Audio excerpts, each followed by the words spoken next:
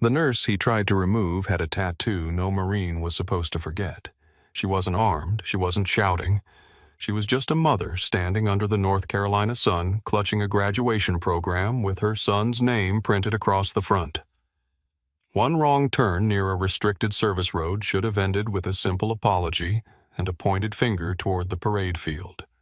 But Captain Reed Harlan saw a problem to control, not a person to understand. Then he grabbed her arm. Her sleeve slipped, and an old medical tattoo surfaced from beneath the fabric, faded by time but sharp enough to make a gunnery sergeant go pale. This is not just a story about rank rules or revenge. It is about the hidden cost of service, the silence after war, and the dignity people deserve before their past is revealed. Stay with this story until the end, and if it pulls you in, like the video, and comment where you're watching from. Before that old ink made a gunnery sergeant forget how to breathe, Grace Callahan had been only trying to arrive on time. She woke at 6:18 that morning in a roadside motel outside Wilmington, North Carolina, to the low rattle of an air conditioner that sounded like it had been fighting the same losing battle for years. The room smelled faintly of bleach old carpet and coffee that had burned too long in the machine near the sink. A thin strip of sunlight pushed through the gap in the curtains and cut across the foot of the bed like a blade. Grace lay still for a moment, eyes open, listening. A truck passed on the highway beyond the parking lot. Somewhere in the next room a child laughed, then a woman told him to lower his voice. Pipes knocked inside the wall. The motel settled around her with small, ordinary sounds. Ordinary was good. Ordinary was what she had spent almost 2 decades building. She sat up slowly and pressed the heel of one hand against her sternum. Not because anything hurt, but because mornings like this had a way of waking things that had no business being awake. Graduation days had their own kind of weather. Uniforms, commands, families pretending they were not afraid. Young faces arranged into discipline before they had fully grown into their bones. She had known this would happen. She had prepared for it in the small, private ways she prepared for everything. She had packed the night before. She had printed directions twice. She had checked the depot website, confirmed the family access instructions, laid out her clothes on the chair by the window, and placed her son's graduation program in the outside pocket of her handbag so she would not have to search for it at the gate. Still, her hands were not completely steady when she buttoned her pale blue blouse. She paused at the mirror above the dresser. The woman looking back at her had tired gray eyes, dark hair pinned low at the back of her neck, and a face that had learned not to give too much away. At 46, Grace Callahan looked like what she was now. An emergency room nurse from Roanoke, Virginia. A mother. A woman who worked long shifts, bought coffee from gas stations, answered texts late, and sometimes stood in grocery store aisles for a full minute because she could not remember what she had come to buy. No one looking at her would have guessed that a Navy Cross sat wrapped in an old towel inside a cedar box at the back of her bedroom closet. No one would have guessed that she had once been called Doc Grace by men who were too young to die and too stubborn to admit they were scared. No one would have guessed Raven Ridge. That was the point. Grace turned from the mirror and lifted the photograph from the bedside table. Noah had been 17 when it was taken, standing near a fishing pier on a cold afternoon wind, messing up his hair, one hand raised as if he had been caught halfway through telling her not to take another picture. He had his father's jaw and her eyes, though his were clearer, less guarded. The smile on his face had always unsettled her a little because it showed how much of the world he still believed could be handled by effort and good intentions. She touched the corner of the photograph with her thumb. "You made it, kid," she said. Her voice sounded too loud in the room. She slipped the photo into her bag beside the graduation program, then checked the program again, though she already knew every word on the cover. Port Bellamy Marine Training Depot, Recruit Graduation Ceremony, 2nd Battalion, Private First Class Noah Callahan. She read his name once more, slower than necessary, then closed the bag. By 7:03, she was outside. The motel parking lot shimmered with early heat. The sky was a hard Carolina blue, bright enough to make the white lines on the pavement glare. Grace unlocked her car, placed the bag gently on the passenger seat, and sat behind the wheel without starting the engine. She had driven down from Virginia the day before, after working half a shift at the hospital. She had told herself the fatigue would make sleeping easy, but sleep had come in short pieces, thin and breakable. Twice she had woken reaching for a pager that no longer existed. Once she had opened her eyes, convinced she smelled burned plastic and blood-soaked gauze, only to realize it was the motel air conditioner and the coffee maker. She started the car. The navigation voice took her through morning traffic toward Port Bellamy, past gas stations, storage units, fast food signs, and low marshland shining beyond the road. She passed a church with a hand-painted sign that read, "Pray for our graduates." She passed a family in a minivan with Marine stickers on the back glass. A little girl in the second row pressing both hands to the window and mouthing words Grace could not hear. At a red light, Grace glanced toward the passenger seat. The program had slid partly out of her bag. She reached over and tucked it back in. "Stay put," she murmured. The light turned green. Port Bellamy appeared slowly, not as a single dramatic thing, but in pieces. A chain-link fence, a guard tower, a row of signs, a water tower with the depot name painted across its side in blue block letters. Beyond the main gate, she could see long buildings, flat roads, clipped grass, and the controlled motion of a place built to turn uncertainty into procedure. Her chest tightened. Not fear, recognition. She rolled down the window as she approached the checkpoint. A young lance corporal stepped forward with a clipboard. He looked barely old enough to have rented a car, though his uniform sat on him with the serious stiffness of someone who had been taught that posture could be armor. "Good morning, ma'am. Identification, please." Grace handed him her driver's license. He checked it against the family access list. His finger moved down the page. He found her name and nodded. Grace Callahan. Yes. Here for private first class. Noah Callahan. Grace looked toward the parade grounds, though she could not see them yet. Yes. The lance corporal smiled, polite and quick. Congratulations, ma'am. Family parking is straight ahead. After that, follow the blue arrows toward the ceremony field. They'll take you past the maintenance hangar, then right. Thank you. He handed her license back. Have a good morning. Grace almost said you too, but the words caught oddly. Instead, she nodded and drove through. Inside the gate, the depot moved like a body with too many limbs but one nervous system. Vehicles rolled slowly along marked lanes. Marines in dress uniforms crossed sidewalks with measured purpose. Families clustered near signs, some overdressed, some underdressed, all carrying the same mixture of pride and worry in different shapes. Grace parked in the family lot near a row of buses. The heat hit her as soon as she stepped out. It rose from the pavement and slipped under her blouse.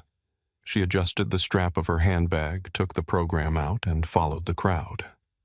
A man in a veteran cap walked ahead of her with two folding fans tucked under his arm.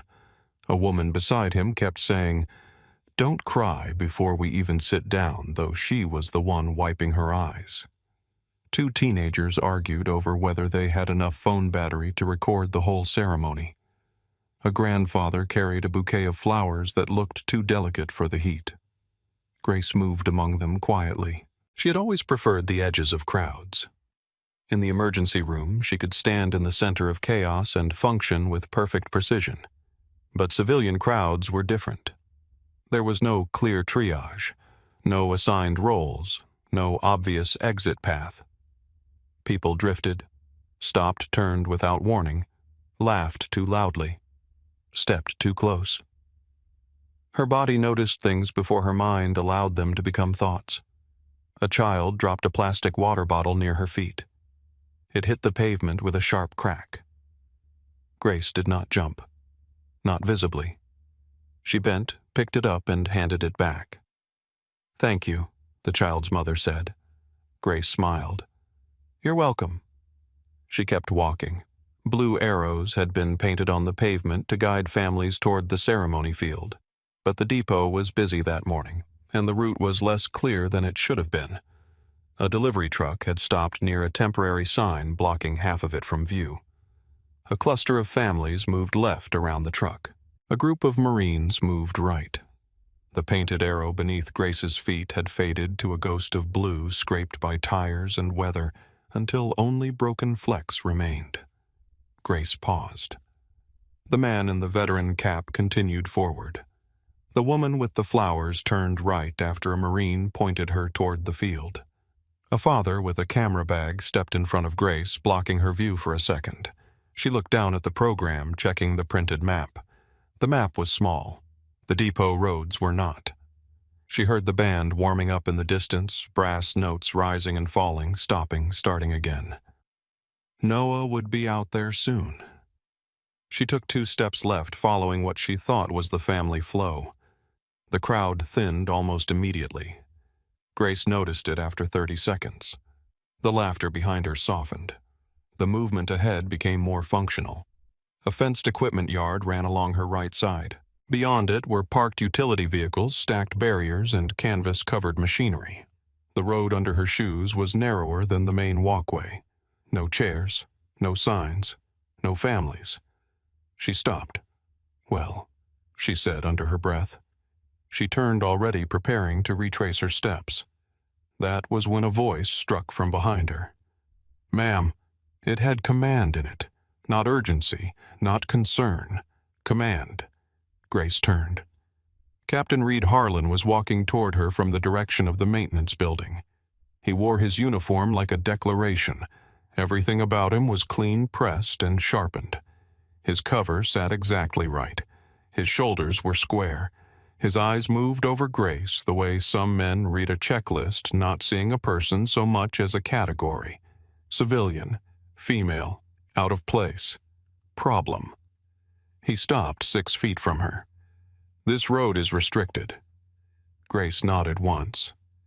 "I see that now. I took a wrong turn. I'm heading back." Harlan did not step aside. "I need to see identification." Grace opened her bag. "I showed it at the gate." "You are not at the gate." There it was. The tone.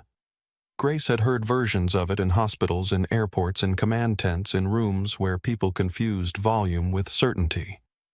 She reached into the side pocket and removed her license. Of course.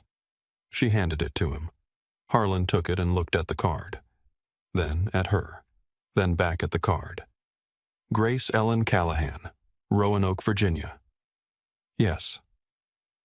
"What is your purpose on this installation?" "My son is graduating today. Name: Noah Callahan, Private First Class, 2nd Battalion." Harlan glanced toward the main walkway where several families had slowed to watch. Grace saw him notice them.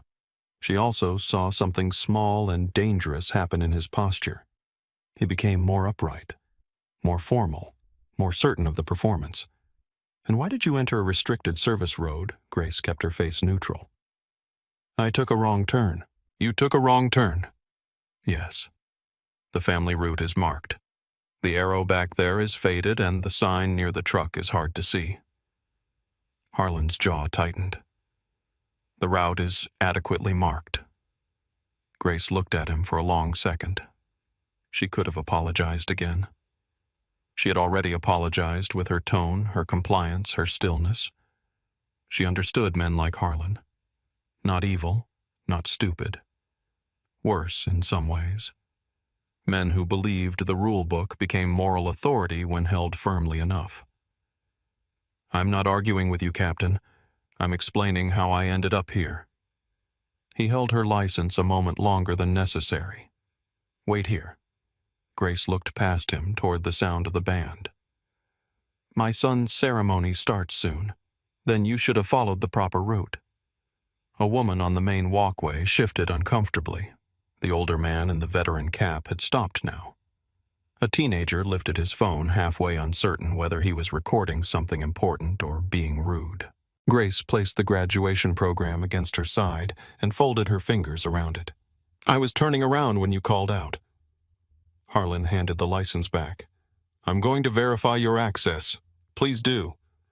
He keyed his radio and turned slightly away, though not far enough to lose control of the scene. Grace stood where he had told her to stand. Heat gathered at the back of her neck. Sweat dampened the fabric beneath her collar. In the distance, the band started a march, then stopped after 4 measures. A voice called instructions through a loudspeaker blurred by distance. She thought of Noah standing in formation somewhere beyond the buildings, trying not to search the crowd too early. She had promised him she would be there. She had promised herself she would be just his mother today. Harlan finished speaking into the radio, but his expression told her he had not received the clean answer he wanted. He looked annoyed, which was different from concerned.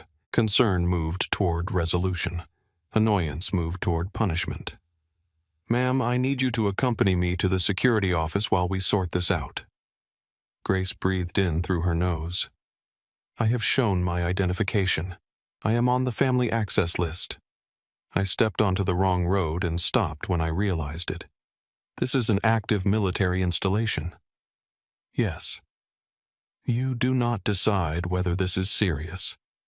No, Grace said. But neither do you get to turn a wrong turn into something it isn't. A few more people had stopped. Harlan heard the sentence land in front of them. His face changed, not much, but enough. Ma'am, I am giving you a lawful instruction. Grace looked directly at him. I am a civilian guest here for my son's graduation. I will wait while you verify my access. I will not go with you to an office and miss his ceremony because you don't like how this looks. His eyes narrowed. You need to be very careful. Grace almost smiled, though there was no humor in it. I have been careful for a long time. Harlan stepped closer. The space between them tightened. Grace could smell his aftershave, sharp and clean. She could see the small pulse working near his temple. The crowd seemed to quiet without actually becoming quiet. People were still moving beyond the service road, but their movement had slowed around the edges like water meeting a stone. Last chance, Harlan said. Come with me now. Grace did not move. Her voice dropped. No. The word did not come out loud. It did not need to. It had weight because there was nothing behind it trying to impress anyone. Harlan reached for her. His hand closed around her left elbow firm enough to turn her. Grace's body went still in a way that did not belong to fear. It belonged to training older than this road, older than this uniform, older than the young captain's certainty. The pressure of his grip pulled the fabric of her blouse upward. 1 inch, then 2. The inside of her forearm caught the sunlight. Faded black ink appeared against her skin. A medical staff, a broken circle, 3 dark bars beneath it. For most of the families watching, it was only a tattoo. For Gunnery Sergeant Mason Cole, who had just rounded the corner with a clipboard in one hand and a radio in the other, it was a door opening onto a room full of smoke blood and names. Men still spoke carefully. Cole stopped walking. The clipboard lowered at his side. His face lost its color. Captain, he said. Captain Mason Cole said again, and this time the word carried through the service road like a warning shot. Reed Harlan turned his head, still holding Grace Callahan by the arm. Gunny, I've got this handled. Cole did not answer right away. His eyes were fixed on the inside of Grace's forearm on the old black lines the sun had pulled into view. The tattoo was faded at the edges, softened by time and skin and years of hospital soap, but the shape remained unmistakable. A medical staff wrapped in a broken circle, 3 bars beneath it. Not decoration, not memory. A mark earned in a place that never officially became legend, even though men carried pieces of it in their bodies. Cole's mouth tightened. The clipboard in his hand hung forgotten at his side. Sir, he said slower, now you need to release her arm. Harlan stared at him. I said I'm handling it. No, sir, Cole said. You're not. The families nearby had gone quiet enough for Grace to hear the dry scrape of someone's shoe against the pavement. The band was still warming up somewhere beyond the buildings, but the music seemed distant now, as if it belonged to another morning. Grace looked at Cole for the first time. He was older than Harlan by at least 20 years, broad through the shoulders, gray at the temples, with the steady posture of a man who had spent most of his life making sure fear never reached his face. But something had reached it now. Not fear, exactly. Recognition. Grief. Respect. All of it moving under his skin at once. Harlan's grip loosened but did not leave her. Cole stepped closer. "Captain Harlan," he said, using the name like a line drawn on the ground. "Remove your hand from Mrs. Callahan." Harlan's eyes sharpened. "You know this civilian?" Cole finally looked at him. "No, sir." "Then why are you inserting yourself into a security matter?" "Because I know that mark." The words landed harder than Harlan expected. Grace felt the smallest shift in his fingers, the first sign that certainty had begun to lose its footing. Harlan glanced down at her arm. "It's a tattoo." Cole's jaw moved once. "To you, maybe." Grace lowered her sleeve with her free hand, pulling the fabric back into place.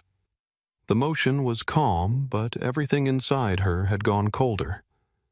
The morning had narrowed into pieces. Harlan's hand, Cole's face, the sun on the pavement, the smell of hot dust and cut grass, the sound of a child whispering behind her. She had covered that tattoo for years without thinking about it. Most people saw it and asked if she had been a medic. Some asked if the 3 bars meant children. One man in a grocery store once asked if it was from a band. No one at Port Bellamy should have recognized it. Not here. Not today. Cole swallowed. "Ma'am," he said, and his voice changed when he spoke to her. The command was gone. In its place was something much harder for Grace to stand under. "Were you at Raven Ridge?" Grace said nothing. Harlan looked between them. Raven Ridge. Cole did not take his eyes off her. "North of Fallujah, February 2006. The sun seemed to press down harder. Grace could feel the weight of the program in her right hand. Noah's name was printed across the front in black ink. She focused on that. Not the road, not Cole, not the old name rising between them like smoke from a buried fire. "Who told you that name?" she asked. Cole breathed in. "Aaron Pike." Grace's expression barely changed, but Cole saw it. The small break in the stillness, the flicker of a door opening and shutting before anyone could look inside. Aaron Pike had been 22 when Grace last saw him. Dark hair full of concrete dust, left leg torn open from hip to knee, hands shaking from blood loss and fury because he kept trying to apologize for bleeding on her boots. Grace heard herself speak before she had decided to. "Did he keep the leg?" Cole nodded once. "Yes, ma'am." Grace looked away toward the equipment yard fence. He always worried about that. "He teaches history now," Cole said. "Outside Knoxville, married, twin girls." Grace closed her eyes for half a second. When she opened them, she was back on the road. "Good," she said. Harlan's hand finally left her arm. He stepped back, not because he understood, but because the air around him had changed. Men like Harlan trusted rank procedure and visible structure. This was none of those things. This was invisible history suddenly making itself known.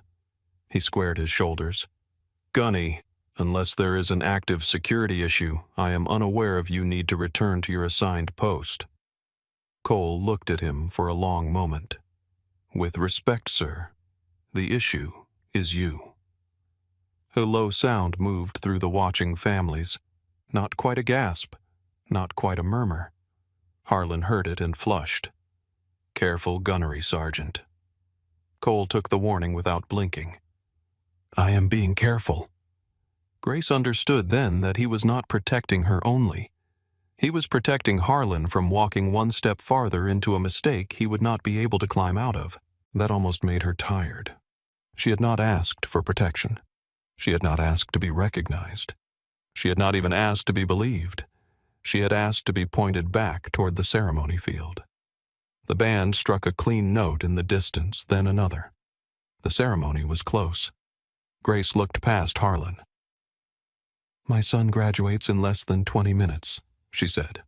Harlan's face hardened again at the reminder, as if the simple fact was another form of defiance. Cole reached for his phone. Not his radio, his personal phone. That detail pulled Harlan's attention sharply. "Gunny," he said. "What are you doing?" Cole did not answer him. He tapped once, then held the phone to his ear. Grace watched him as he waited. The call connected. Colonel Mercer Cole said, "Gunnery Sergeant Cole. I'm on the service road beside the maintenance yard. I need you here." He listened.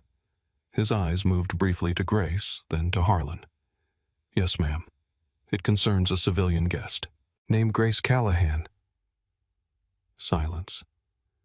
Cole's expression did not change, but the muscles in his neck tightened. "Yes, ma'am," he said quietly. "That Grace Callahan." The call ended. Harlan stared at him.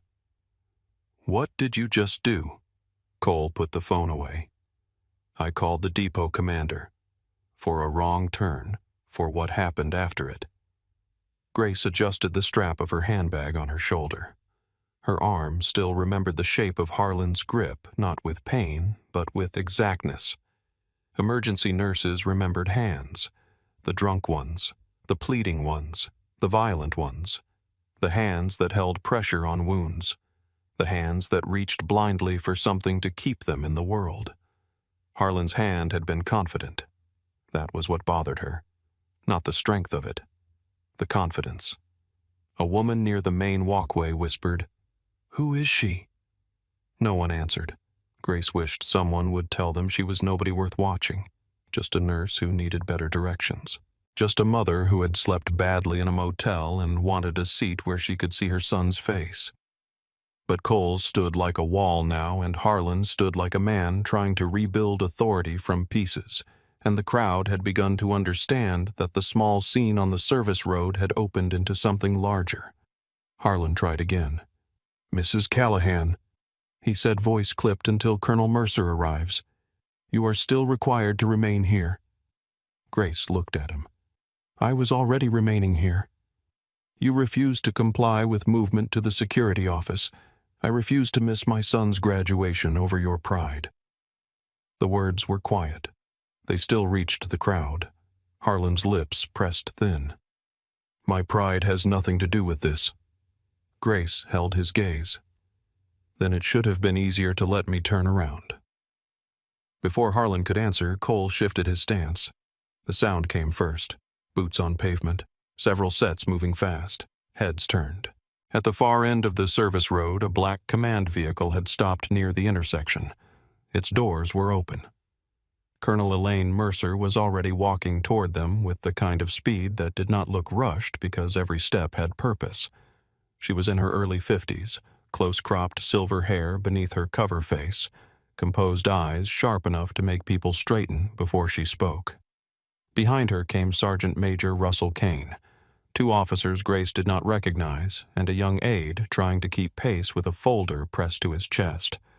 The families moved aside without being told. Conversations died one by one. Harlan snapped to attention. "Ma'am." Colonel Mercer did not acknowledge him first. She took in the scene with one sweep of her eyes. Harlan, Grace, Cole, the watching families. The faded blue arrow on the pavement nearly scrubbed away by weather and tires. The service road with no visible barrier. The graduation program crushed slightly in Grace's hand. Then her gaze dropped to Grace's left sleeve. "Mrs. Callahan," she said. Grace heard it immediately. Not a question. Mercer knew the name. Grace's shoulders settled in a way that looked almost like resignation. Colonel. For one suspended second, no one moved. Then Colonel Mercer brought her heels together and raised her right hand in a formal salute. It was not ceremonial politeness. It was precise, full, and deliberate.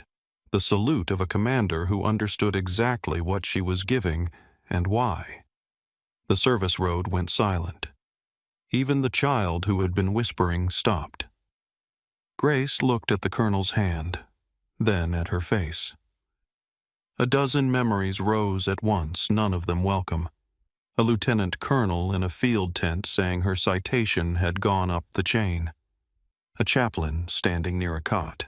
A nurse with blood under her fingernails telling Grace she needed to sit down before she fell down. Men she had not saved. Men she had. Men who had tried to thank her with morphine in their veins and dust in their teeth. Grace did not want the salute. Her body returned it anyway. Clean, automatic, older than thought.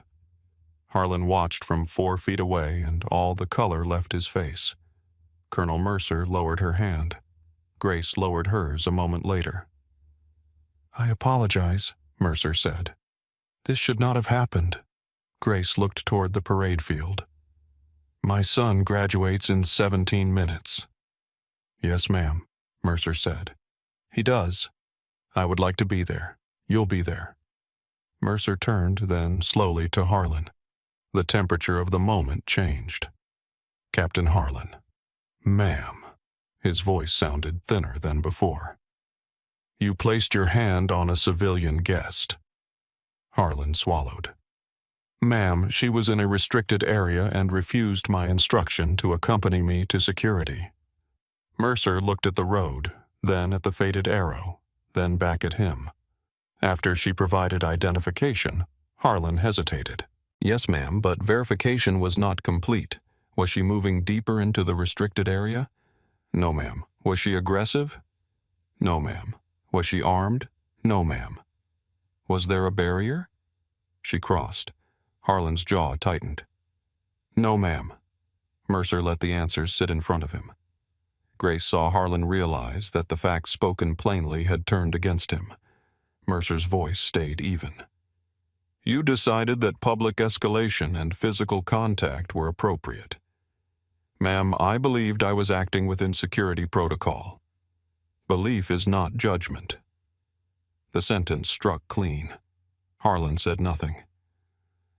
Sergeant Major Kane stood behind Mercer still as carved stone. His eyes were on Harlan with the weary disappointment of a man who had seen this particular failure too many times to be surprised by it. Mercer continued. "You are relieved from this post for the remainder of the ceremony. Report to administration and wait for further instruction." Harlan's eyes flicked to the crowd. That was his mistake. Mercer saw it. "So we're clear," she said, lowering her voice only slightly. "This is not about your embarrassment. This is about your conduct." "Yes, ma'am." "You do not approach Mrs. Callahan again unless directed." "Yes, ma'am." Mercer turned away from him before he could add anything. The dismissal was complete. Grace watched Harlan stand there rigid and pale with the sun on his shoulders and the eyes of strangers on his face. She felt no satisfaction. Satisfaction required investment. He had already taken enough of her mourning. Colonel Mercer faced her. "Mrs. Callahan, may I escort you to the ceremony?" Grace glanced at Cole. He stood with his hands at his sides, eyes lowered now as if the recognition had cost him something too. "Gunny," Grace said. Cole looked up. "Ma'am." "Tell Aaron Pike I'm glad about the twins." Cole's mouth tightened. For a second he looked like he might not trust his voice. "I'll do that." Grace nodded once. Then she walked beside Colonel Mercer toward the main corridor. The crowd parted. She hated that part most, not because people moved, but because of the way they looked at her now. A few minutes earlier they had watched her as a woman being detained. Now they watched as a mystery wearing a pale blue blouse. Their eyes had changed, but Grace did not know if their understanding had. A grandmother held one hand over her mouth. A man in a veteran cap stood straighter. The teenager with the phone lowered it when Grace passed, suddenly ashamed of recording. Grace kept her eyes forward. Colonel Mercer matched her pace. For the first 100 yards, neither woman spoke. The depot opened around them. The maintenance building fell behind. The corridor widened toward the parade grounds. Music grew clearer. Commands traveled on the air, clipped and distant. Families hurried ahead, suddenly aware of time again. Grace could see the tops of the flags now, red, white, and blue moving in the coastal wind. Mercer finally spoke low enough that the crowd could not hear. "I'm sorry you were put in that position." Grace kept walking. "I've been in worse." "I know." Grace looked at her then. That was the wrong thing to say. Not because it was cruel, because it was true. Mercer seemed to understand. "I don't mean that as an excuse for today." Grace looked forward again. "Good." They walked another several steps. Mercer said most people would have identified themselves. Grace's mouth moved slightly, not quite a smile. Most people haven't spent 17 years trying not to be identified. The colonel accepted that without argument. Ahead of them, the parade field came fully into view. Rows of chairs shimmered in the heat. Families filled the aisles. A brass line adjusted sheet music near the left side of the platform. Marines in dress uniforms moved with practiced economy near the reviewing stand. Grace slowed. Not because of the ceremony, because for one sharp second the field folded into another open space from another life. Sun blasted earth. Tents, stretchers, helicopter wash, voices calling for medics. The mind could be cruel with angles. A field was a field until it became a landing zone. She inhaled, counted once, twice. The parade grounds returned. Mercer noticed but did not comment. That earned Grace's respect more than the apology. A young corporal approached, nervous but composed. "Ma'am, this way. We have a seat for you near the front." Grace looked at Mercer. "Not the front row." Mercer nodded to the corporal. "4 rows back. Aisle seat if available." The corporal adjusted immediately. "Yes, ma'am." Grace followed him to the seating area. Colonel Mercer stayed beside her until she reached the row. Families looked up as she passed. Some recognized her from the service road. Others only saw the depot commander escorting a civilian mother and understood enough to move their knees without being asked. The seat was 4 rows from the front, 2 seats in from the aisle. Good enough to see. Not so close that she became part of the ceremony. Grace sat and placed the program on her lap. Her hands rested over Noah's name. Colonel Mercer remained standing beside the row for a moment. "If you need anything, my aide is nearby." Grace nodded. "Thank you." Mercer hesitated. There was something else she wanted to say. Grace could feel it gathering. An official recognition, a personal acknowledgement, a name from an old file. Grace looked up before it arrived. "Colonel." Mercer stopped. "Not now." The 2 words were quiet. Mercer studied her face, then gave a small nod. Understood. She left. Grace sat among the families as the band found its opening notes. Around her, people adjusted cameras, wiped sweat from their temples, whispered names of sons and daughters under their breath. A woman to Grace's left clutched a tissue so tightly it had begun to tear. A father in the row ahead kept lifting his phone, lowering it, then lifting it again. Ordinary people. Ordinary love. Grace held on to that. Behind her, somewhere, Gunnery Sergeant Mason Cole had returned to his duties, though he moved differently now. Captain Reed Harlan was gone from the service road, but Grace did not have to see him to know the shape of his anger. Humiliation rarely sat still in a man who mistook control for strength. A drum cadence began.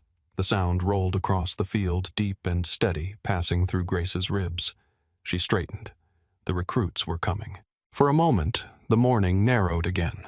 Not to Raven Ridge, not to the tattoo, Not to the captain whose hand had been on her arm, but to a single young Marine somewhere beyond the platform who had once fit against her shoulder, feverish and small, while she counted his breaths in the dark.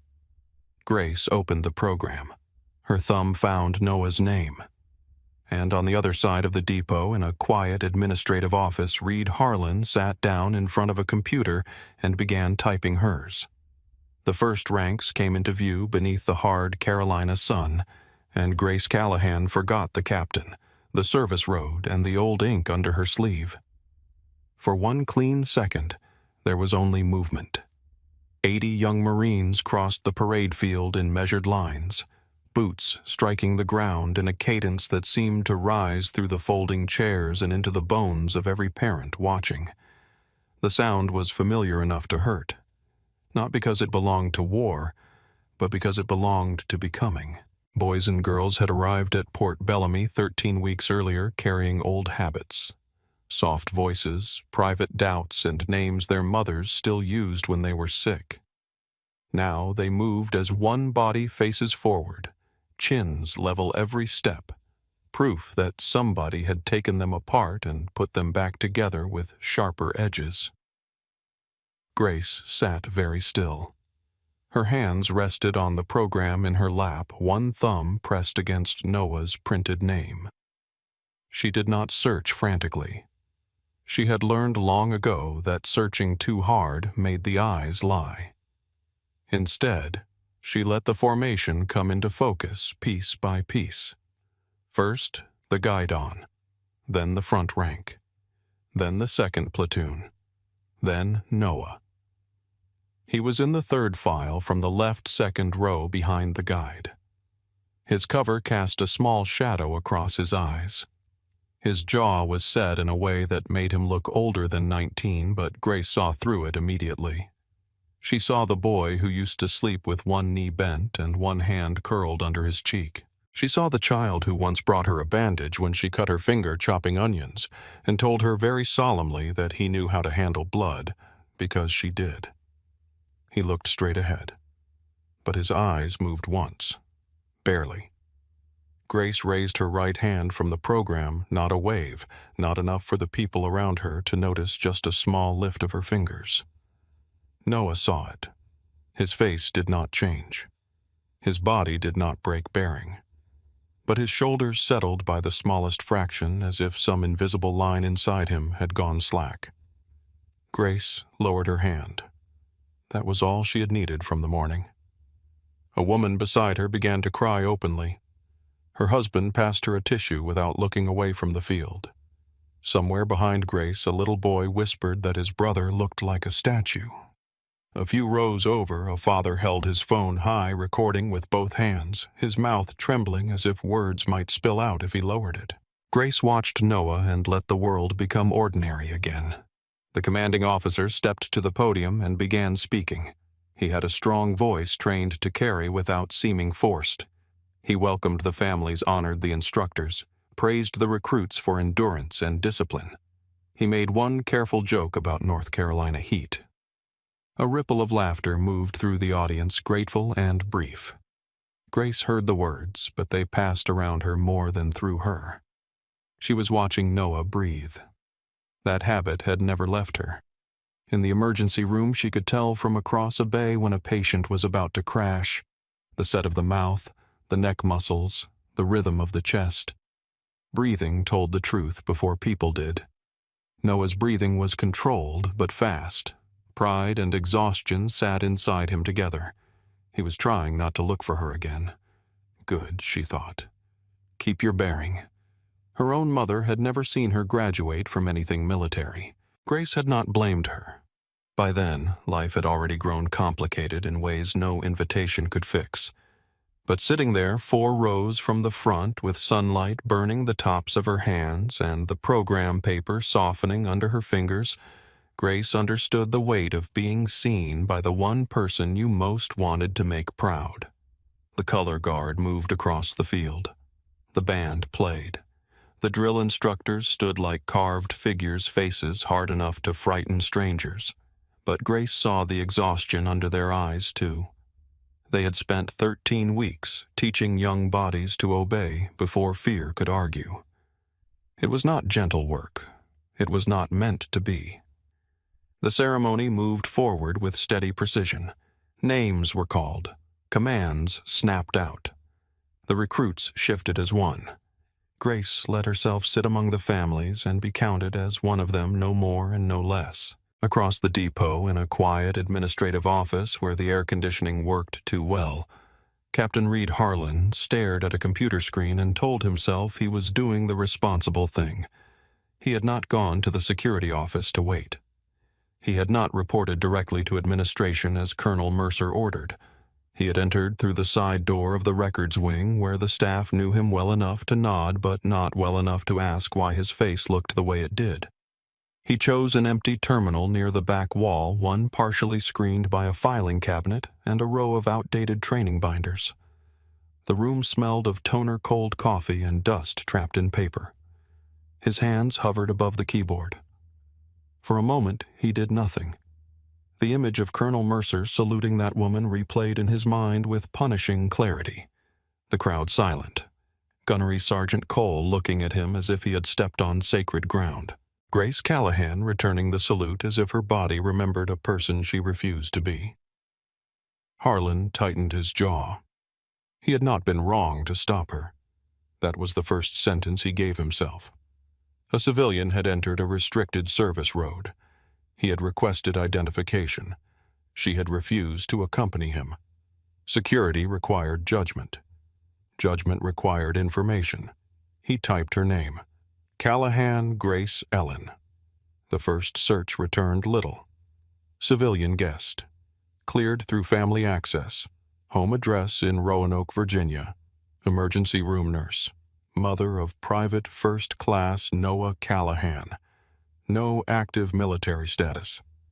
Harlan stared at the screen. Nothing there explained the salute.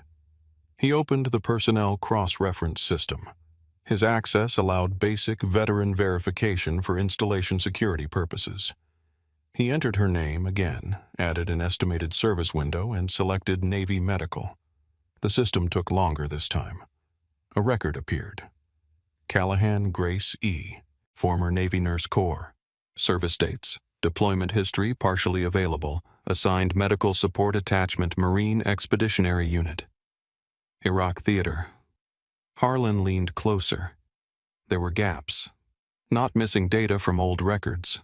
Intentional blank spaces. Gray fields where dates should have expanded.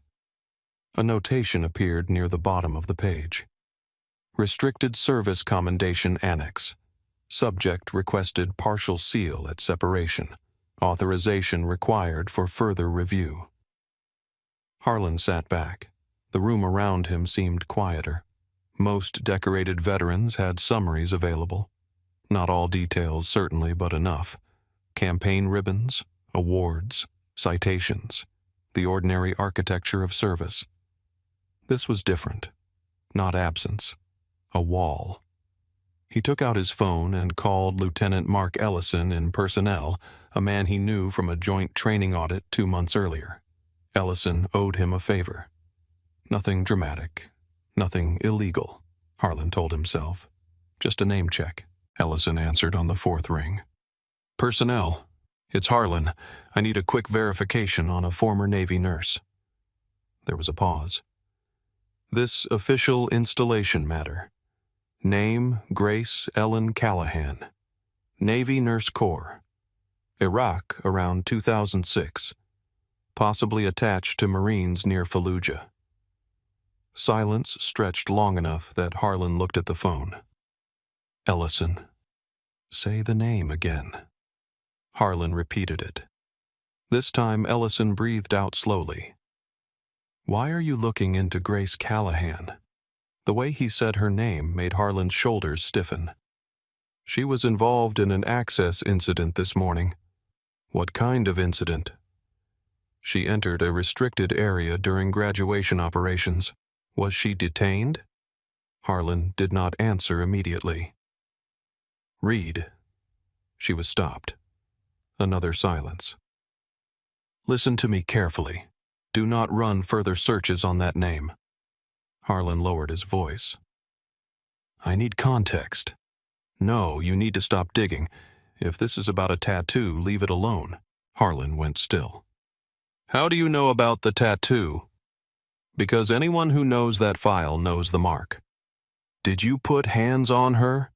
Harlan's mouth went dry. That is not the issue. It is exactly the issue. Stay away from her record. Report whatever happened through your chain and do not touch another database. The line clicked dead. Harlan sat with the phone still against his ear. A flush crawled up his neck, hot despite the cold office air. He lowered the phone slowly and looked at the screen again. Do not touch another database. He heard it as accusation, not warning. On the parade field, the recruit stood at attention while the depot chaplain gave a short prayer. Grace bowed her head with the others. Her eyes remained open, fixed on the shadow beneath the chair in front of her. She had never been comfortable with prayers offered over uniforms, not because she lacked faith. She had prayed in places where prayer was all that stood between a hand and a shaking. She had prayed with blood on her sleeves. She had prayed while pressing gauze into wounds she knew were too deep. She had prayed once with her forehead against a concrete wall because she could not find any other way to stay standing. But public prayers were clean. War prayers were not. The chaplain finished. The crowd murmured amen. Grace lifted her head. Noah still had not looked at her again. She was proud of that. The ceremony moved into the presentation of the Eagle Globe and Anchor. The air around the families changed. People leaned forward. Phones lifted. A mother whispered her son's name as if she could pull him closer with it. Grace stood with the others when Noah's row began to move. Her knees protested slightly. She ignored them. One by one, the new Marines stepped forward. Each received the emblem from the hand of a drill instructor. The exchange lasted only seconds, but Grace saw what it did to them. Some faces hardened further, trying to contain the moment. Some eyes went wet. One young man blinked rapidly and swallowed so hard Grace could see it from her seat. Then Noah stepped forward. His drill instructor placed the emblem in his palm and spoke words Grace could not hear. Noah nodded once. Grace felt something open inside her that had nothing to do with Raven Ridge, nothing to do with medals or sealed files or men who had lived because she refused to leave them. This was smaller and larger at the same time. A child she had carried through Fever's school conferences, silent dinners, and hard questions had crossed a threshold that belonged to him. For once, Grace let her eyes fill. She did not wipe them. In the records office, Harlan moved the cursor to a different system. The terminal beside him was still logged in under a staff account. Someone had stepped away and failed to lock the screen. The name in the corner read, Ortega Samuel J. Access Level 4. Harlan looked toward the office door. A clerk passed the far hallway carrying a stack of folders. No one entered. He could stop. He knew that. The knowledge did not prevent his hand from moving. He selected the Historical Medical Archive. Typed Callahan again. The first attempt opened a list of indexed references. Most were locked. A few showed metadata. Unit attachment. Treatment after action summary. Combat Medical Commendation Review. Raven Ridge Casualty Event. Harlan clicked the Commendation Review. Access denied. He tried the Casualty Event. Access denied. He returned to the search page and added the word tattoo, then Caduceus, then Raven Ridge. The system rejected the last search and prompted authorization, justification. His pulse beat in his throat. He typed Installation Security Incident Review. The screen refreshed. This time a partial file opened. Not the full record, not the classified annex, but enough to show the outline. Grace Callahan, Navy Nurse Corps, attached to Marine Medical Support Element. Raven Ridge Forward Aid Station. February 2006. Multiple casualty recovery under direct fire. Citation elevated. Annex restricted by subject request upon separation. At the bottom, another field flashed red for half a second, then disappeared. Audit flag submitted. Harlan stared at it. He clicked back. The screen froze. In a different building, Special Agent Lydia Grant was standing in a small interview room with a logistics sergeant when her phone vibrated twice against the table. She glanced down. Restricted record access alert. Her eyes sharpened. The logistics sergeant stopped mid-sentence. Ma'am Grant lifted one hand. She opened the alert. Name queried. Callahan Grace E. Database Pathway. Historical Medical Archive. Restricted Commendation Index. Access Credential. Ortega Samuel J. Origin Terminal. Port Bellamy Records Wing. Grant read the name again. Callahan. For a moment, the interview room vanished. She was 17, sitting on the stairs at her parents' house in Albuquerque, listening to her older brother Daniel tell their mother that he was fine, while both of them knew fine was a word soldiers used when they did not want anyone touching the truth.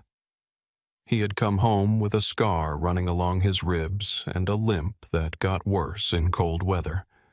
He had nightmares for a year and a half. He kept a photograph folded inside a book on his desk. When Lydia once asked who the woman in the dust-covered uniform was, he said, "That's the reason I got old enough to annoy you." Years later, after she joined federal service, she had asked again. Daniel told her the name. Grace Callahan. Grant picked up her phone and ended the unrelated interview with 3 sentences. She left the room before the sergeant had fully stood. By the time she reached the hallway, she was already calling Colonel Mercer. On the parade field, the final command sounded. The new Marines stood before their families, no longer recruits in the language of the institution. Applause rolled across the grounds, loud and uneven and human. People rose from their seats. Some cheered, some cried, some simply stood with both hands over their mouths. Grace remained seated for one extra breath. She needed the moment to settle into a shape she could carry. Then she stood. Families were directed toward the reunion area near the east lawn. The movement became chaotic instantly. Chairs scraped, people called names, children darted between adults. Marines who had stood like statues minutes earlier now searched the crowd with barely contained hunger. Grace moved to the edge of the lawn where the crowd was thinner. She chose a place near a live oak whose branches gave more suggestion of shade than shade itself. She kept the program in one hand and the photo in her bag. Her left sleeve had fallen back into place. The tattoo was covered.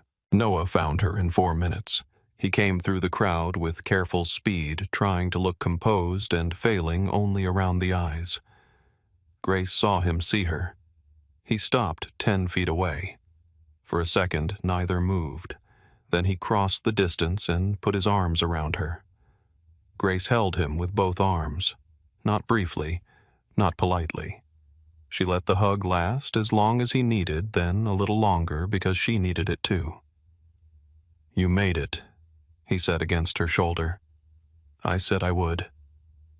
He pulled back and looked at her face.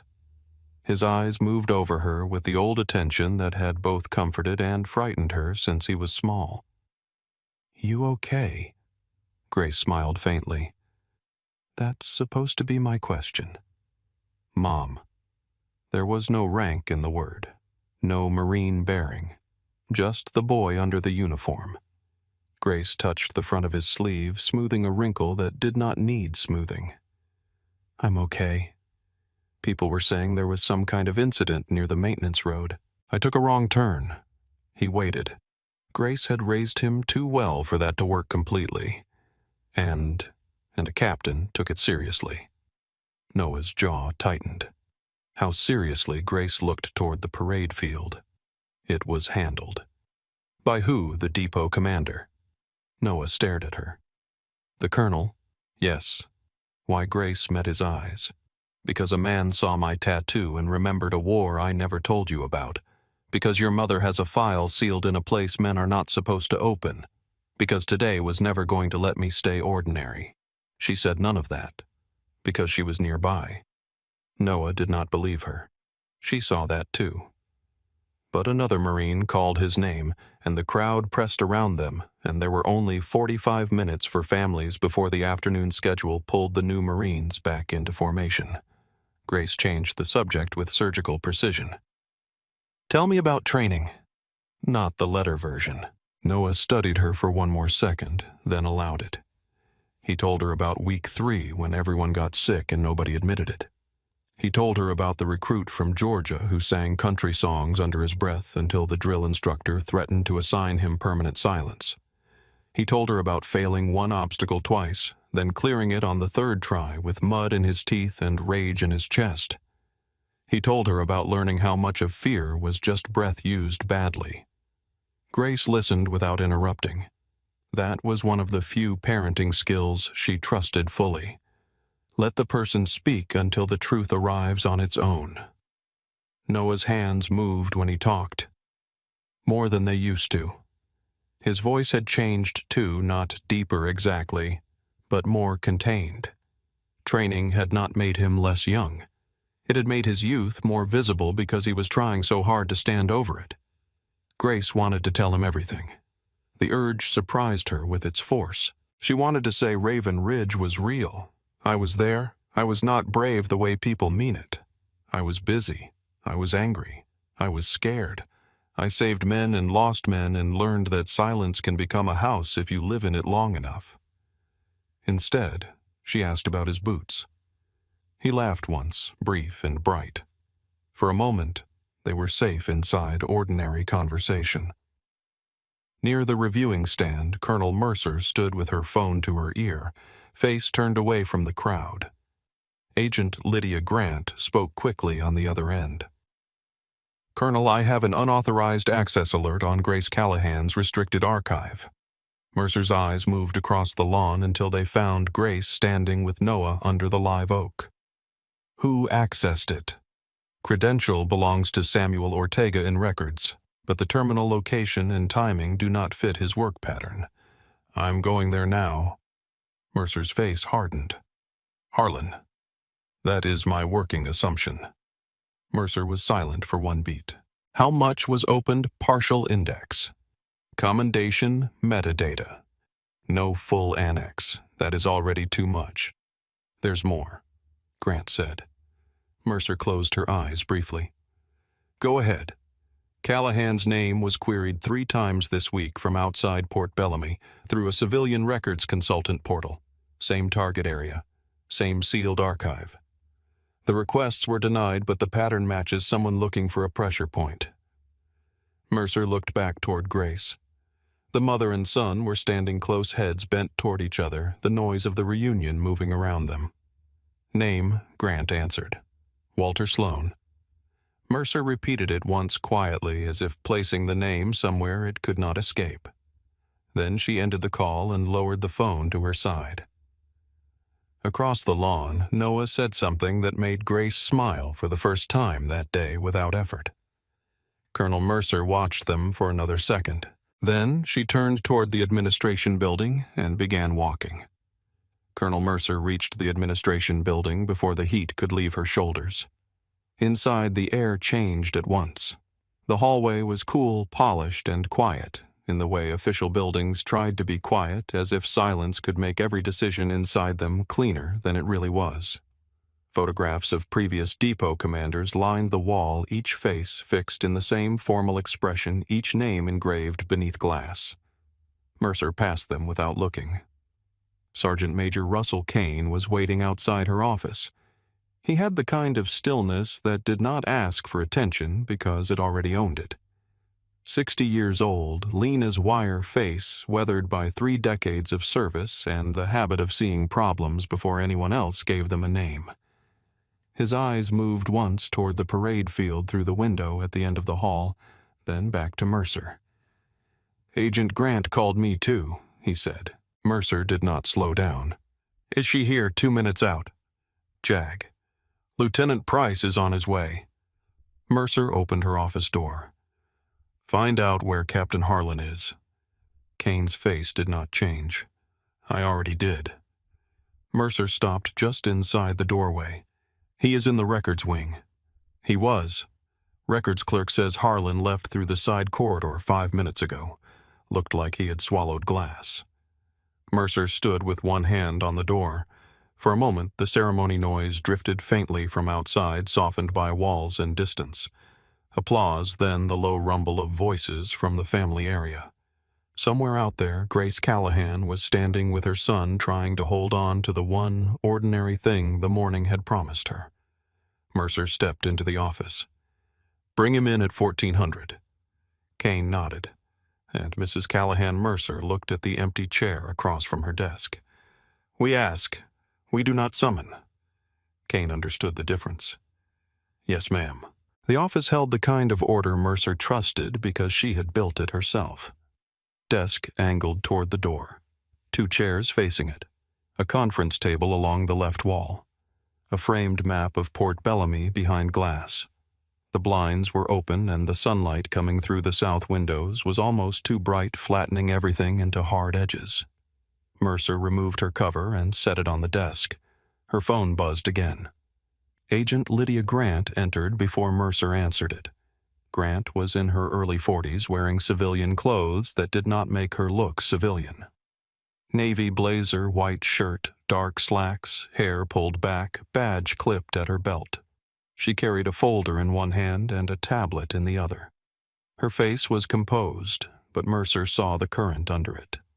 This was not a routine records issue for her. "You have the audit trail?" Mercer asked. Grant placed the folder on the desk. "Preliminary. The full packet is being pulled now." Kane closed the office door behind her, not all the way. Private, but not hidden. Mercer noticed and approved. Grant opened the folder. Grace Callahan's restricted service index was accessed at 10:42 from Terminal R3 in the records wing. Credential belongs to Samuel Ortega, civilian records clerk. Ortega was in the supply office at the time signing for archive transfer boxes. 3 witnesses confirm. Harlan used his terminal. That is the most likely explanation. Most likely is not enough. Grant looked at her. "It will be." She touched the top page. Harlan made 3 searches under his own credentials before the unauthorized access. The first was basic family access verification. That one was legitimate. The second was veteran service cross-reference. Not necessary, but within his clearance. The third search attempted to open a restricted commendation index. Denied. 6 minutes later, Ortega's credential opened the same index. Kane's jaw shifted once. Stupid. Grant glanced at him. Stupid does not always mean simple. Mercer heard the change in her voice. What else? Grant turned the next page. Walter Sloan. Mercer sat down slowly. Explain him. Sloan is a civilian military records consultant based in Annapolis. Former archive contractor. He files historical access petitions, writes private reports, sometimes works for documentary producers, sometimes for families trying to reconstruct service histories. Most of that work is legal. Most. Grant nodded. He has a pattern of pushing sealed or partially sealed files by claiming public interest. Usually he gets denied. Sometimes he appeals. Sometimes he finds people inside systems who favors money attention or the feeling of being useful. Kane folded his arms. He has touched Callahan's file before. 3 times this week. Mercer looked toward the window. The family reunion area was visible in the distance. Small figures moving under the sun. She could not pick Grace out from here, but she knew exactly where the woman had been standing. Why now? Grant's eyes lowered to the folder. Because someone knew she would be here today. The room went quiet. Mercer turned back. Who I do not know yet. Her son's graduation roster is not classified, but family attendance is not public. Someone could have seen the graduation listing. Someone could have followed veteran chatter. Someone could have been waiting for a public event to create a reason. Kane spoke softly. Or someone got lucky because Harlan handed him a spectacle. Grant did not disagree. The video is already moving. Mercer closed her eyes for 1 second. "Show me." Grant opened her tablet and placed it on the desk. The video began without context. Grace stood on the service road, face calm, program in hand. Harlan stood too close.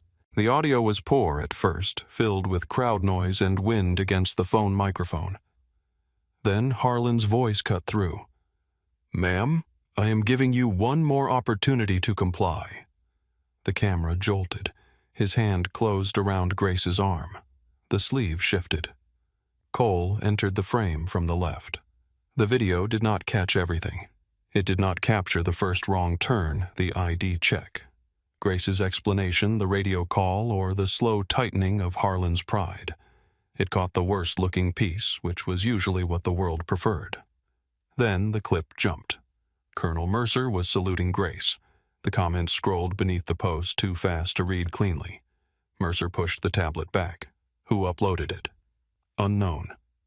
It started in a private family group, then got reposted publicly.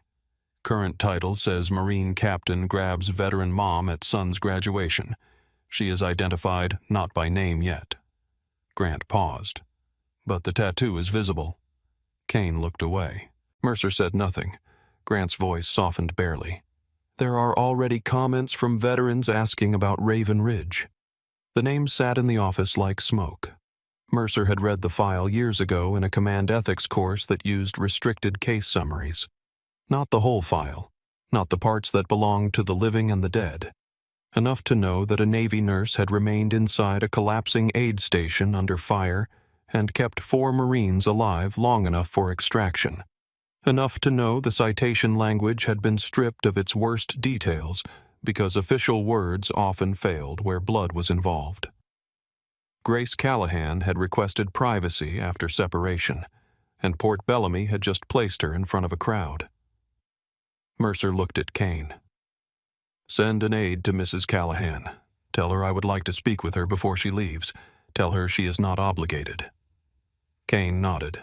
Mercer turned to Grant. "You and I will be honest with her." Grant met her eyes. "Yes, Colonel.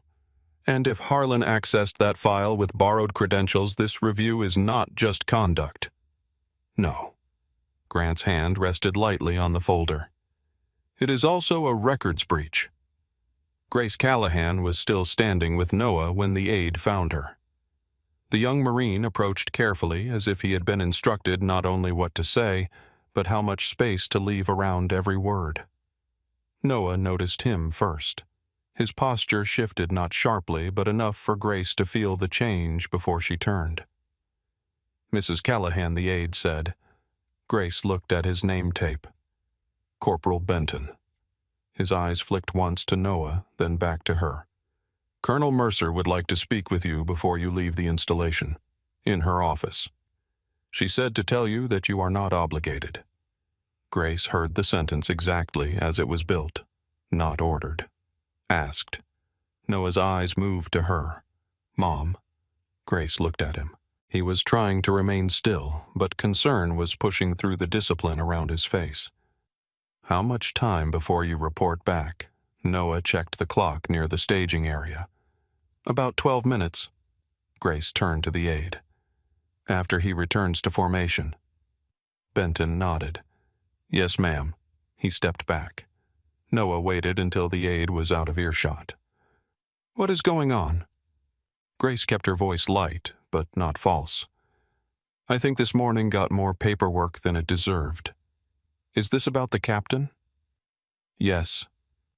"And something else." She could have denied it.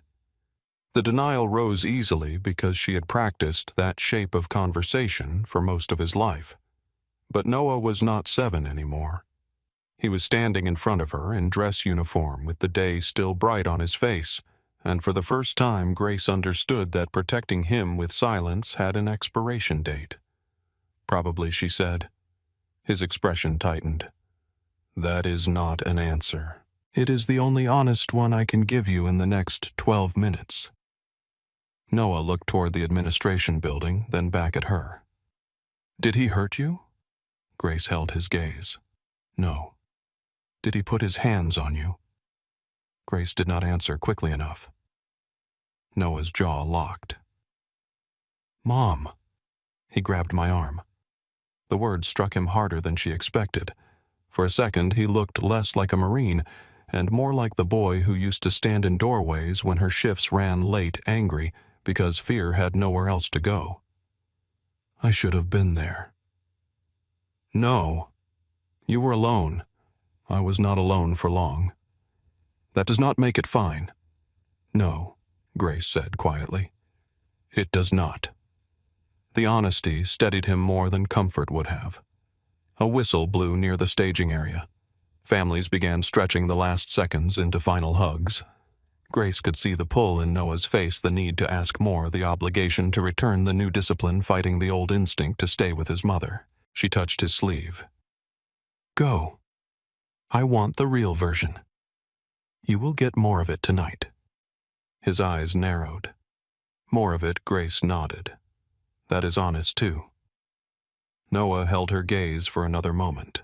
Then he stepped back, straightened, and became part of the formation again. Grace watched until he disappeared among identical uniforms.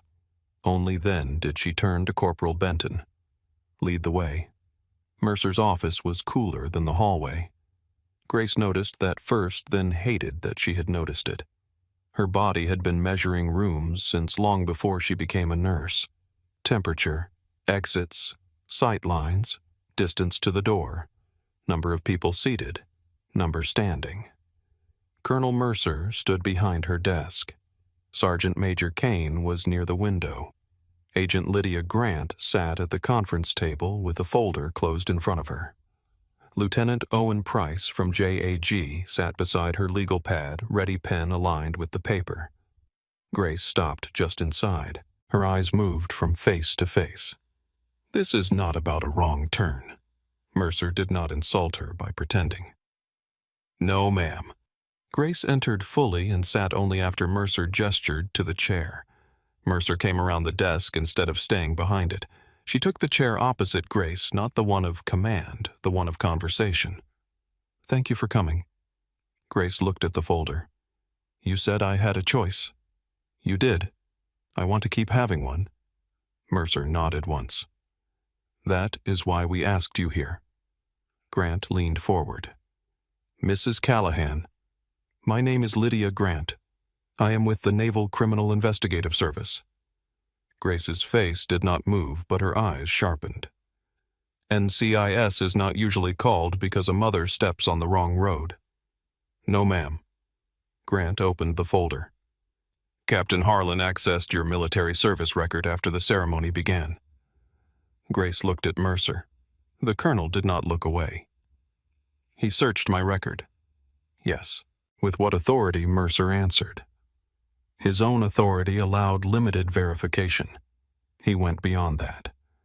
Then a restricted index was opened using another person's credential. Grace was quiet, not surprised. That unsettled Price, who shifted slightly in his chair. Grace noticed him noticing. He wanted something she said. Grant watched her carefully. What do you think he wanted? Grace's hands rested on the arms of the chair. A reason to make himself less wrong. The sentence entered the room and stayed there. Kane looked down at the floor. Mercer said, "That is also our concern." Grace turned to Grant. What did he see? Grant slid one page across the table. Grace did not touch it at first. The paper showed a partial audit summary.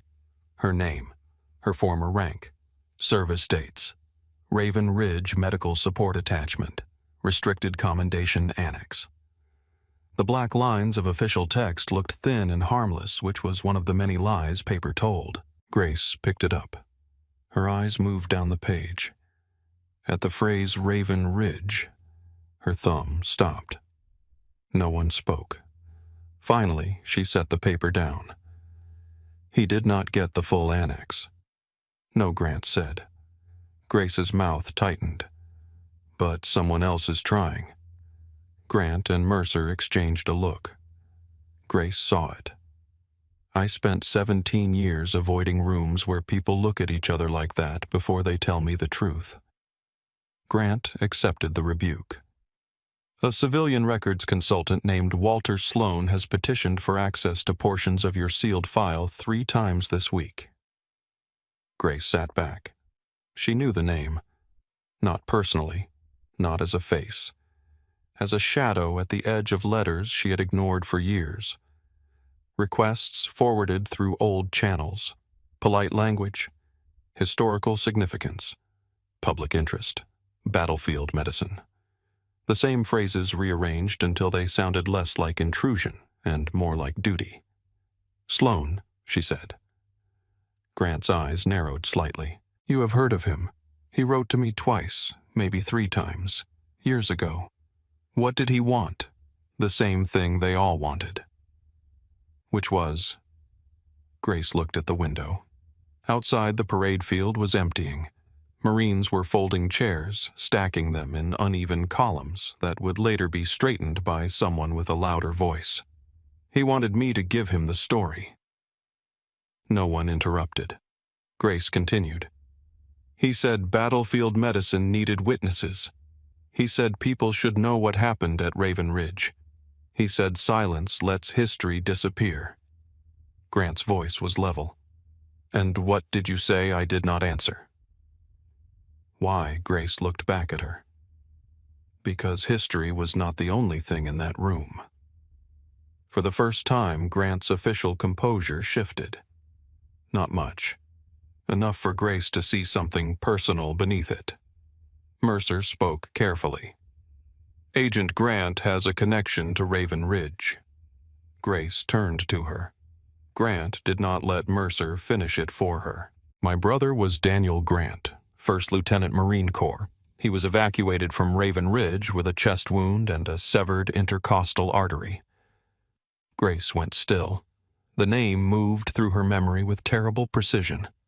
Daniel Grant, conscious longer than he should have been. Angry at the morphine. Trying to give orders from a stretcher while bleeding through pressure dressings. Asking if Pike made it. Asking if Vega made it. Asking if the aid station was still standing. Grace's voice changed. He asked about everyone else before he asked about himself. Grant's throat moved. "Yes." Grace looked down at her hands. He was difficult. A brief sound escaped Grant.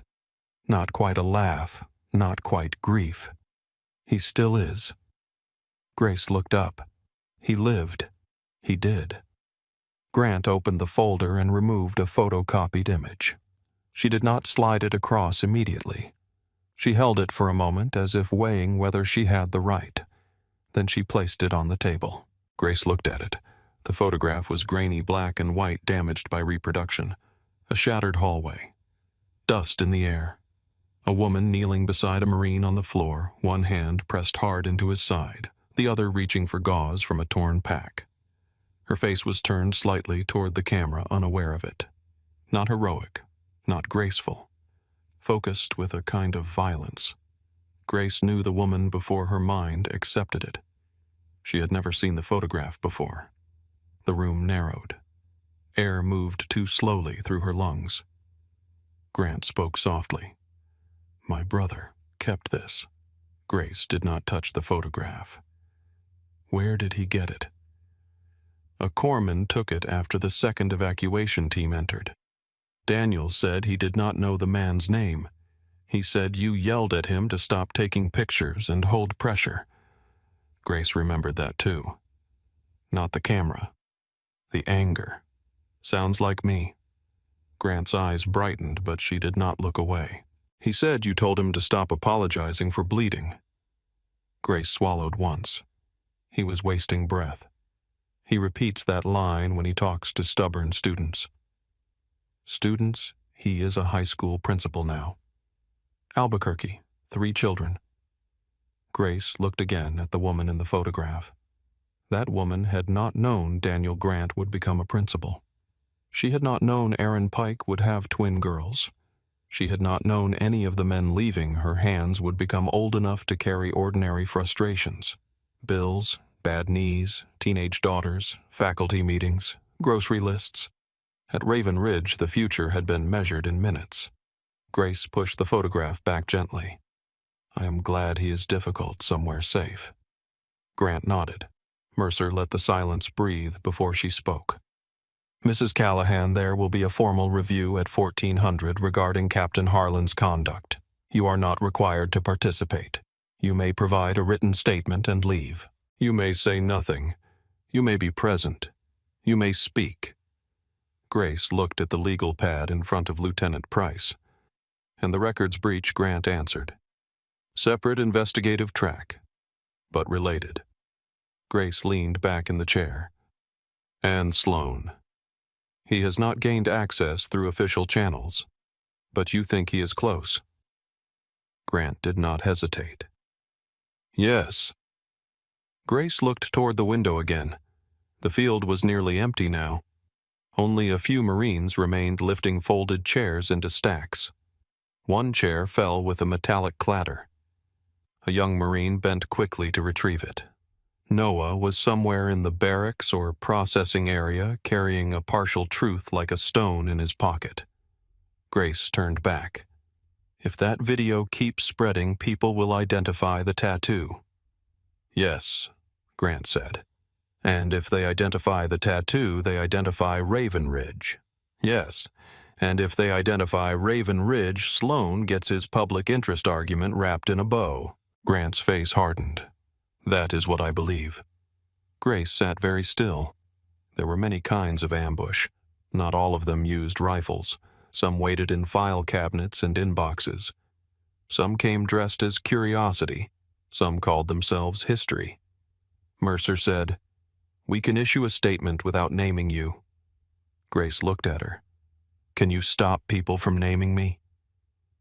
Mercer did not answer. Grace appreciated that. Price cleared his throat. If you choose to participate in the review, your statement can remain within the proceeding subject to privacy protections. Grace turned to him. Lieutenant, nothing with 5 people in a room and a video online stays fully protected. Price flushed slightly. No, ma'am. Grant closed the folder. You should know one more thing. Sloan may not be working alone.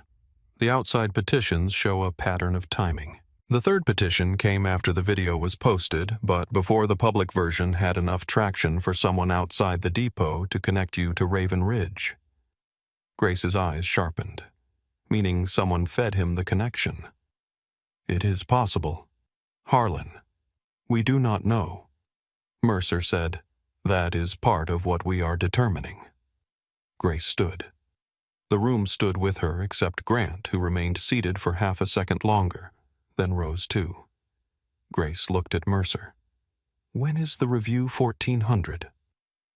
Grace checked the clock on the wall. 13:27. She had 33 minutes. I want to speak to my son first. Mercer nodded. Of course. Kane moved toward the door, ready to arrange it. Grace stopped him with a look. I know where the barracks are if someone points me in the right direction. Kane almost smiled. Yes, ma'am. The walk to Barracks C took 6 minutes. Grace made it in 5. She did not hurry in a way others would call running. She simply removed every unnecessary motion from her stride. The depot moved around her, carrying on with its own schedules and commands, but she passed through it as if following a line only she could see. Staff Sergeant Miguel Alvarez met her at the entrance. He was Noah's drill instructor. Grace knew it before he introduced himself. Not because of the voice or the campaign cover, but because Noah had described him in letters without admitting admiration. Alvarez's face was carved into discipline, but his eyes were not unkind. Mrs. Callahan, Staff Sergeant, he is in the day room. Does he know Alvarez chose his words with care? He saw a screenshot. He recognized your blouse. A recruit's uncle recognized the tattoo in the comments. Grace closed her eyes for half a breath. Alvarez added, he is holding steady. Grace opened her eyes. That means he is not. A flicker of respect moved across Alvarez's face. No, ma'am. He stepped aside. The day room smelled of floor polish, old coffee, and nervous young men trying not to seem nervous. 3 Marines were inside. Two sat at a far table with cards spread between them, not playing. Noah sat alone near the window, forearms on the table, hands clasped too tightly. He looked up when she entered. His eyes were steady in the way a dam is steady. Grace crossed the room and sat across from him. For a moment, neither spoke. Noah's gaze dropped to her left sleeve. "Was it you?" "Yes." His jaw flexed. "You said you took a wrong turn." "I did." "You did not say a captain grabbed you. I was going to tell you tonight. You were going to tell me part of it." Grace accepted that. "Yes." The answer hurt him more because it was honest. Noah looked toward the window. "I saw the screenshot. His hand was on your arm. It was brief." "That is not what I asked." Grace studied him. 19 years old, newly made Marine, still her son, still trying to decide whether anger could be useful if he held it tightly enough. "No," she said. "It was not acceptable." He looked back at her. "Why did the colonel salute you?" Grace breathed in. The room seemed to wait with him. "Because of Raven Ridge." His face changed. The name had already reached him, but hearing it in her voice gave it weight. "What is Raven Ridge?" Grace looked down at the table. A faint scratch ran across the surface, initials carved badly into the edge by some recruit who had probably regretted it during inspection. It was a forward aid station outside Fallujah in 2006. You were there? Yes. As a nurse. As a Navy nurse attached to Marine medical support. He waited. Grace raised her eyes. It was hit during a night assault. Mortars first, then small arms. Part of the structure collapsed while wounded were still inside. Noah's hands tightened. "And you?" "I went in." How many times Grace did not want to answer. That was how she knew she had to. 3. Noah stared at her. The two Marines at the far table had stopped pretending not to listen. Alvarez stood just outside the doorway, visible only as a still shadow on the wall. Grace continued, voice even because any other voice would fail. "The first time I helped carry out a corpsman and a Marine with abdominal trauma. The second time I went back for 2 more who were trapped near the stairwell. The third time I stayed with a lieutenant until the evacuation team could move him." "Did you get hurt?" "Yes." "How bad?" "Bad enough." "Mom." Grace held his gaze. "Shrapnel, left shoulder, ribs, a concussion. Nothing that kept me from getting old and annoying you." He did not smile.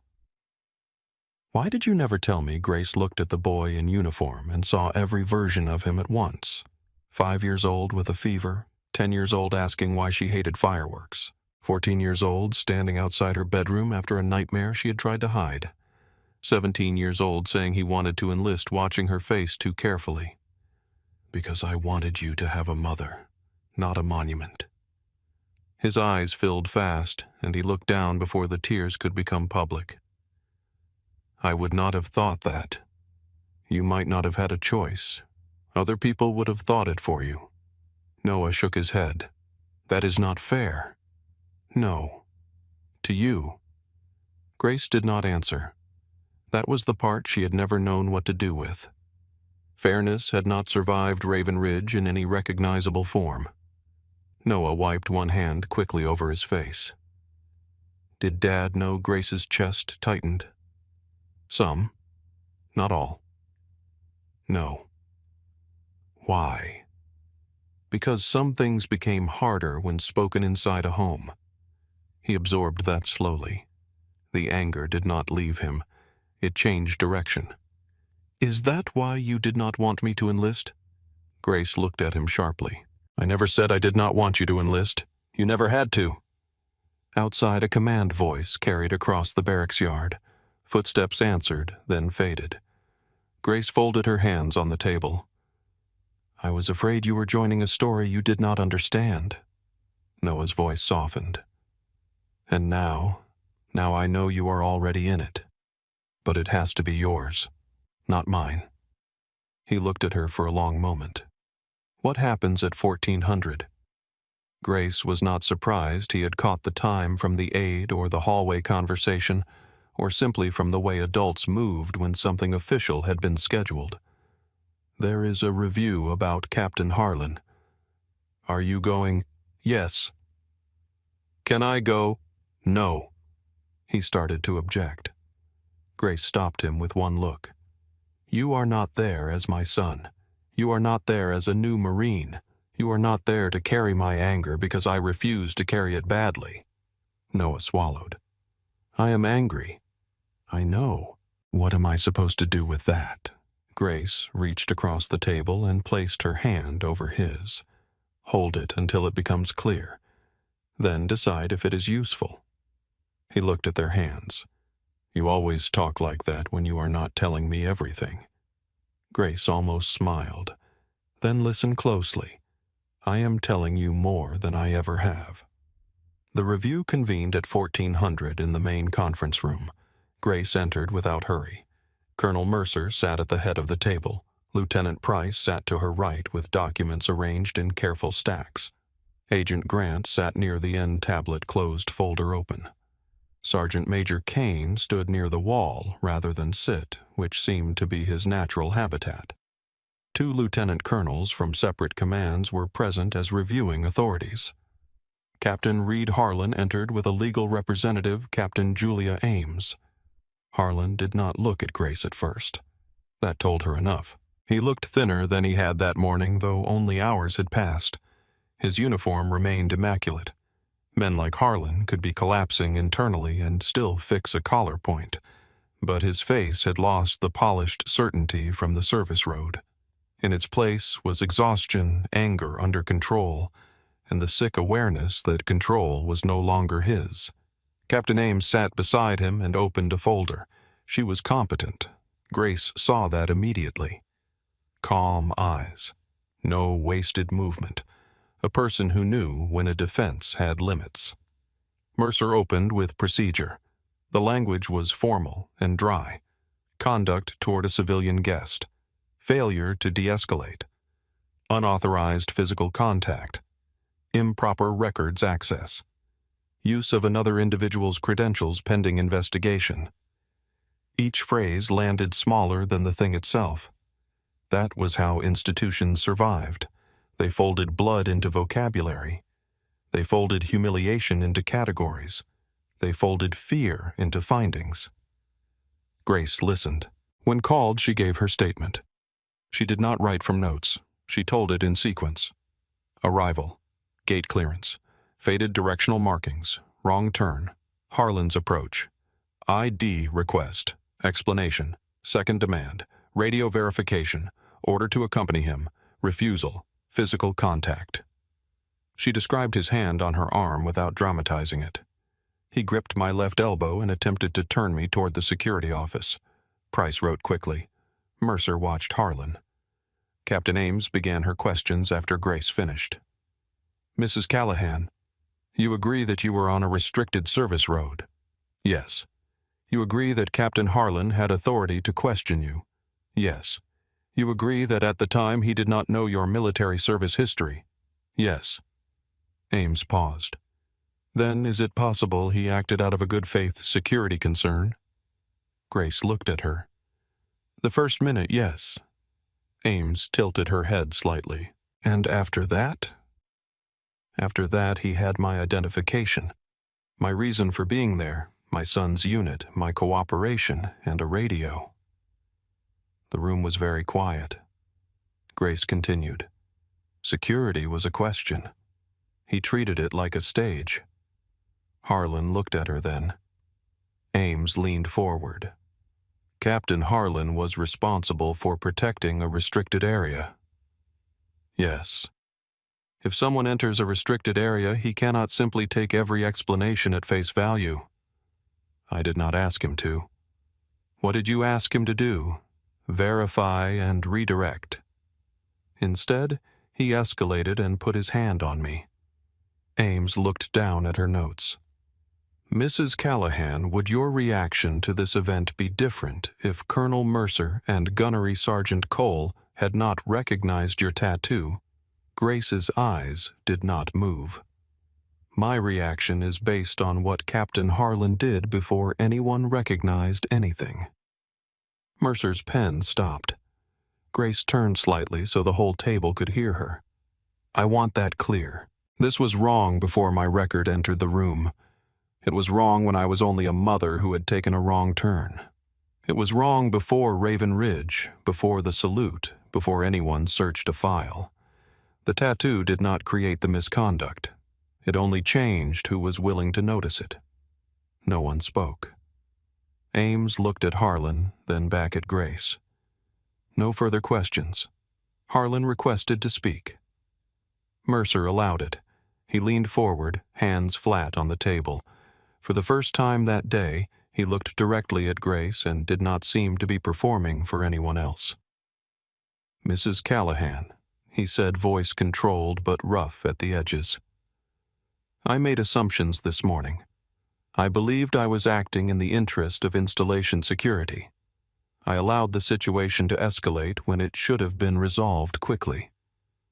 I placed my hand on you, and that was outside protocol. My subsequent search of your record was improper. I was trying to understand the situation and made decisions I should not have made. He stopped. The apology was coming. Grace could see him approaching it like difficult terrain. I am sorry. The words did not cleanse anything. They also did not mean nothing. Grace looked at him for several seconds. I accept your apology. Harlan blinked once. She continued. Acceptance is not erasure. He lowered his eyes.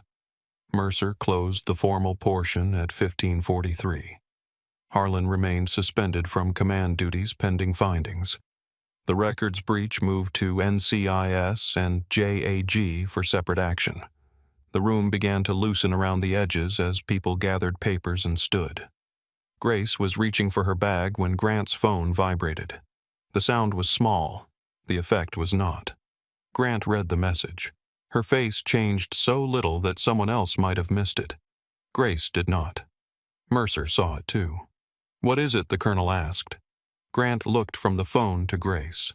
For the first time since Grace had met her agent Lydia, Grant looked personally angry. Sloan obtained a partial copy of the restricted index. Grace's hand remained on the strap of her bag. Grant's voice stayed flat through effort. He sent it to a journalist 18 minutes ago. Grace Callahan did not move. Agent Lydia Grant stood at the end of the conference table with her phone in one hand, the message still glowing against the glass. Around her, the room seemed to become smaller. Chairs, folders, legal pads, uniforms, all of it drew inward around the single fact that had just entered the air. Walter Sloan had part of Grace's sealed file. He had sent it to a journalist 18 minutes ago. Colonel Mercer's face settled into command stillness. Who received it? Grant looked at the phone again.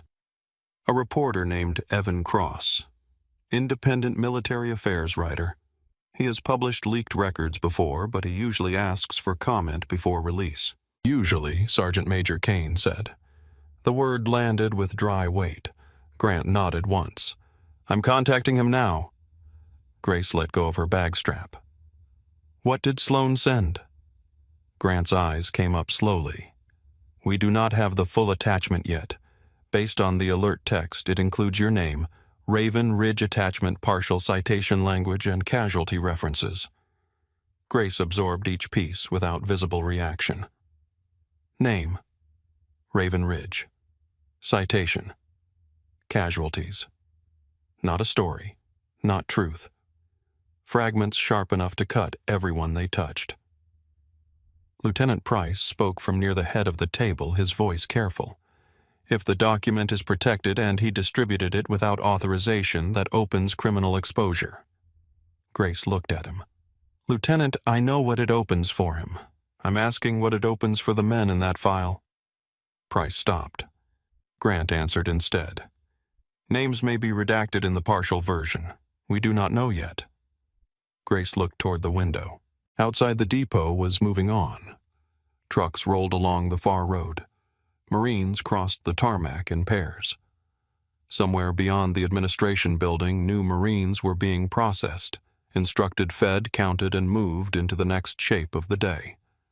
Noah was somewhere in that machinery. Her son had just learned that his mother had kept a war behind a locked door for most of his life. Now strangers were reaching for the handle. Grant put her phone to her ear and turned away from the table. The call connected. Her voice became flat and official. "Mr. Cross, this is Special Agent Lydia Grant with NCIS. You received a protected military record from Walter Sloan. Do not publish it." She listened. Her mouth tightened. "No, this is not a request for a favor. This is notice that the file contains restricted personal service information and possible classified annex references. You are in possession of material obtained through unauthorized access." Another pause. The room waited with her. Grant's eyes cut briefly to Grace. "You want a statement from the subject. I understand. I'm telling you not to publish the attachment. Hold the story." She listened again. Then she said colder, "Send me what you received." The call ended. Mercer watched her. "He is not published yet," Grant said. "He wants comment. He also said the file was accompanied by a claim that Mrs. Callahan's record is being suppressed by the military to avoid embarrassment after today's incident." Kane's nostrils flared once. "Sloan is building himself a noble reason." Grant nodded. "That is his pattern." Grace looked at the photograph still lying near the edge of the table. The grainy Raven Ridge image. The woman kneeling in the shattered hallway. The woman who did not know she had become evidence for a life she had not agreed to narrate. She picked it up now. The paper was thin. The moment on it was not. For years, Grace had believed the past stayed buried because she had chosen silence. That belief had been useful but not accurate. Nothing buried stayed buried simply because someone suffered quietly above it. Files remained. Men remembered. Photographs sat in books. Systems kept names in boxes. And men like Walter Sloan came looking for boxes because they believed opening them made them important. Grace set the photograph down. "Where is my son Mercer?" turned to Kane. "Find Private First Class Callahan and bring him here if his schedule allows it." Grace looked at her. "No." Everyone paused. Grace's voice remained even. "Not if his schedule allows it. Ask his drill instructor to release him for a family matter. If the answer is no, I will go to him." Kane gave a small nod. "Yes, ma'am." He left the room. Mercer walked to the side table and poured water into a paper cup. She placed it in front of Grace. Grace did not drink. "Mrs.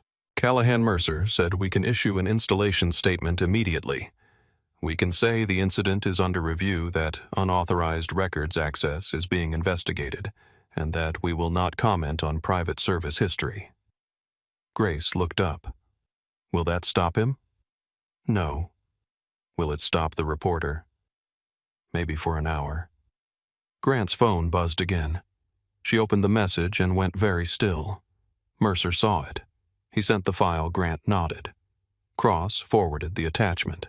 She opened it on the tablet, then angled the screen away from the others, reading quickly. Her face did not change, but Grace saw anger gather in the muscles along her jaw. "What names?" Grace asked. Grant looked at her. "Pike is visible. Grant is visible. Vega is partially visible. 2 others are redacted." Grace closed her eyes. Not for herself. Aaron Pike with his twin girls. Daniel Grant, the high school principal. Corporal Luis Vega, who had begged her not to let him fall asleep because he thought sleep meant death. The others whose names still moved through her memory without needing paper. Mercer's voice hardened. "Agent Grant." Grant was already typing. "I'm locking the distribution chain and notifying cyber. Cross is cooperating for now. For now, Grace said. Grant looked at her. Yes. Grace stood. The chair moved back softly across the floor. I need a room with a camera. Lieutenant Price blinked. A camera. Grace looked at Mercer. If someone is going to tell it, it should not be Sloan. Mercer studied her face. You do not have to do that. I know. Grant stepped closer. Mrs. Callahan, a public statement can protect some things, but it also gives people a door. They may keep pushing. Grace met her eyes. They are already pushing. No one argued. Grace looked down at the Raven Ridge photograph one more time. I will not read from that file. I will not describe wounds. I will not name men who have not chosen to be named. I will say enough to make Sloan's version useless. Mercer nodded slowly. We can record here. No flags behind me. Mercer understood before Grace added anything. No medals, no podium, no seal. Just a chair. Just a chair. Kane returned 7 minutes later with Noah. The young Marine entered with Staff Sergeant Alvarez a step behind him. Noah's face was controlled, but the control had been assembled too quickly. His eyes went first to Grace, then to the people in the room, then to the folder on the table, then back to Grace. What happened? Grace walked to him before anyone answered. She stopped close enough that he could lower his voice without losing pride. A man has part of my record. He sent it to a reporter. Noah's eyes changed. The Raven Ridge record. Yes. His hands curled once at his sides. How did he get it? Grant answered from behind the table. We are determining that. Noah looked at her. That was not enough for him, but he had been trained recently enough to know when a question had hit a wall. Grace touched his wrist. Noah. He looked at her. I'm going to make a statement. His face tightened. You hate that. Yes. Then why? Because silence only works when people respect the door. Noah swallowed. Do you want me there? Grace had expected the question. She had not expected how hard it would be to answer. Part of her wanted him out of the room, away from the machinery, away from the names and files and old light spilling through broken walls. Another part, quieter and more honest, knew that keeping him outside every room had not protected him from pain. It had only made him meet it alone when it finally found him. Yes, she said, but not beside the camera. Behind it. Noah nodded. I can do that. Alvarez remained by the door silent. Grace turned to him. Staff Sergeant, I know he has duties. Alvarez's eyes moved to Noah, then back to Grace. He has 10 minutes before he is missed in a way that creates paperwork. For the first time that day, Grace almost smiled. I'll use 9. Mercer's aide brought in a plain chair and positioned it against a blank wall in a smaller briefing room across the hall. The lighting was harsh at first. Grant adjusted one lamp. Mercer closed the blinds halfway.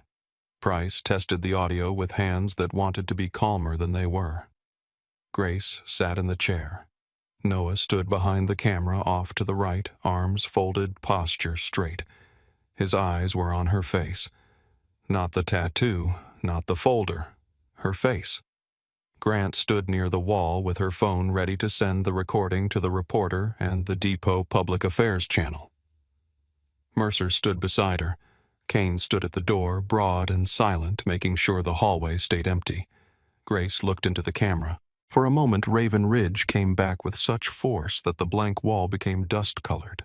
She could hear rotor blades, someone coughing blood, someone praying in Spanish, her own voice shouting for another tourniquet, a hand gripping her sleeve, a young Marine asking if his mother had been called. She breathed in. The room returned. Grant lifted one finger. Recording, Grace began. My name is Grace Callahan. I came to Port Bellamy today for one reason. My son graduated as a Marine. Her voice was steady, not warm, not cold. Steady. This morning I took a wrong turn near a restricted service road. An officer stopped me. That incident is under review, and I will let that process do its work. She paused. Noah did not move. Grace continued. Because a video of that moment has spread, some people have begun asking about my military service. Some have recognized a tattoo on my arm. Others are trying to release parts of my record without my consent. Her eyes stayed on the lens. I served as a Navy nurse. I was attached to Marine medical personnel in Iraq.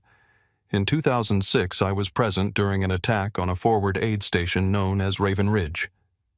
Mercer's face softened in a way almost no one in the room saw. Grace's voice did not. I will not describe that night for curiosity. I will not use wounded men as proof of my character. The Marines treated there were not symbols. They were young men with names, families, fear, courage, pain, and futures they deserved to keep. Noah looked down once. Grace saw it without turning. Some records from that period were sealed at my request. Not because I was ashamed.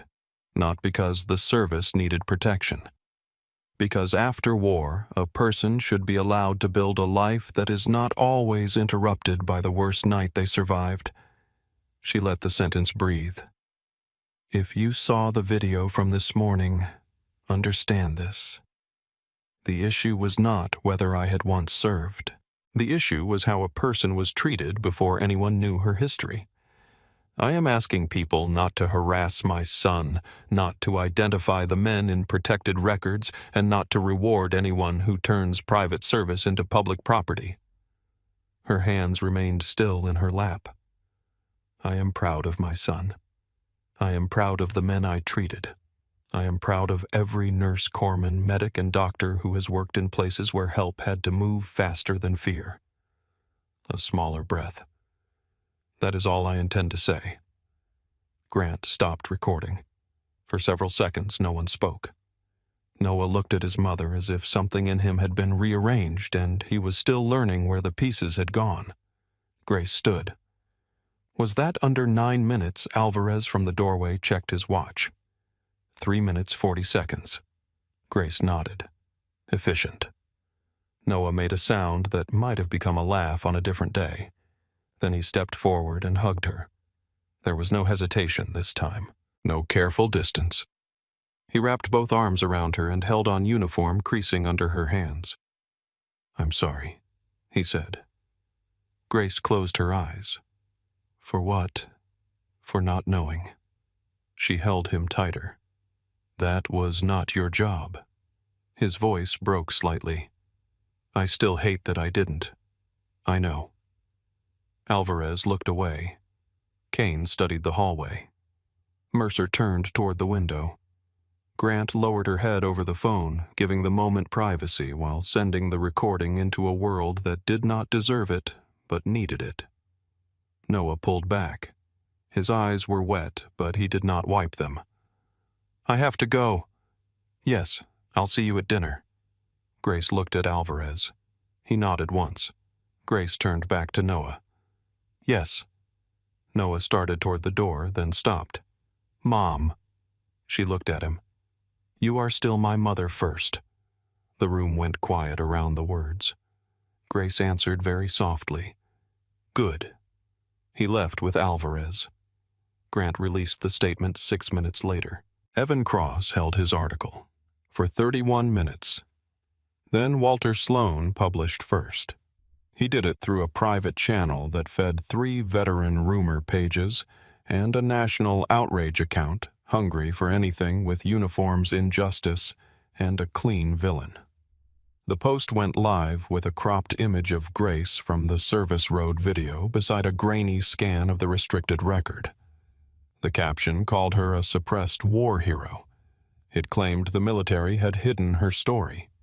It claimed Raven Ridge proved a pattern of institutional cover-up. It did not mention her request for privacy. It did not mention the living men whose names remained visible in the file. It did not mention that Grace had already spoken for herself. For 12 minutes, the post spread like flame through dry grass. Then Grace's statement landed. Not dramatic, not polished, not hungry, just a woman in a plain chair asking strangers not to turn the worst night of someone's life into a trophy. The reaction changed. At first it slowed, then it turned. A retired corpsman posted that anyone sharing the leaked file should be ashamed. A Marine veteran wrote that Raven Ridge names belonged to the men who carried them, not to strangers chasing clicks.